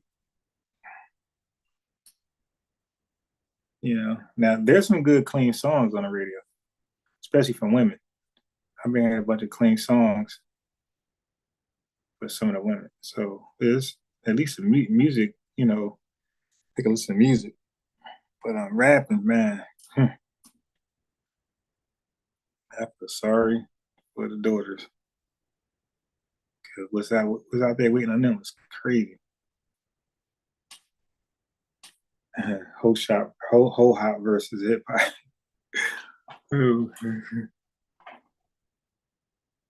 So now I called it before the Olympic game against France, the men. I said LeBron got to play point, and like I ain't gonna say he was the entire point guard, but most of the passes, especially that lead to a bucket, came from LeBron, like a direct bucket, especially layups or hit a person cross court in their spot. Most of those passes came from LeBron, and I think that was LeBron led the league in assists one year, and I believe if he'd have stuck with assists, like being a point guard, kind of like everybody else, a point guard, shooting guard, like Dame Lillard. I think LeBron would have stayed there, where he's passing more and then getting his buckets, setting everybody else up. I think that's where he really would have made a mark in NBA history. Now he's getting older because the Olympics, he really showed his age. This is where he needs that jump shot. This is where he needs that post up the floor. I seen him posting up number 7, and he was kind of like struggling to get in the spot. Like he still does not know how to post up. He was struggling to, and like even the way he was posting up was like weird. It wasn't effective. Like his style to post up, his technique was weird. It wasn't like efficient. Not efficient. It wasn't. It wasn't correct. It wasn't the right way. So right now, like if he wants to last till he could ball with Bryce James, he needs to work on his footwork now and a jump shot. Like kind of like a DeRozan game. If he wants to last 2-3 more years at a high level, he needs to right now work on his DeRozan. Good footwork, little post up, and that little jump shot. That's where he should be right now. That Michael Jordan, Kobe Bryant type game, but slower because he's stronger and he could pass. But his postal skills are like really like unless you're undersized, he's really not going to be able to post up anyway.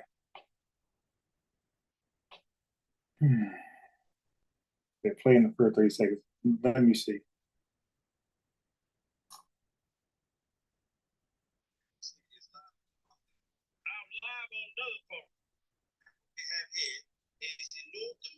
Oh, yeah, I seen that. That is funny, man. Yeah, that dude did good. The North American thigh, I definitely seen that. That was hilarious. And he did a good job with that one. Yeah, that was hilarious. Yeah, so the Lakers going to be in trouble if like that fast paced game LeBron got. I seen his age. His age is not going to allow him to keep that all season. No way. So he need to be slower. Like Luka got fast, but he gets to his spots and he's good at it.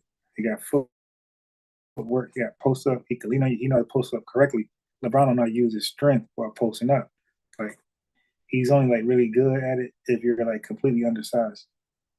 I'm telling you, this year he bet if you want to last long and play at a high level, because he can't be running fast like that. Just cutting and alley dunking, like he got to say that's out.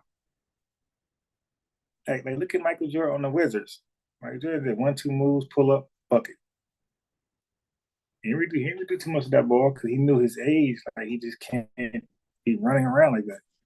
Like, he's not gonna play 82 games. Anything close.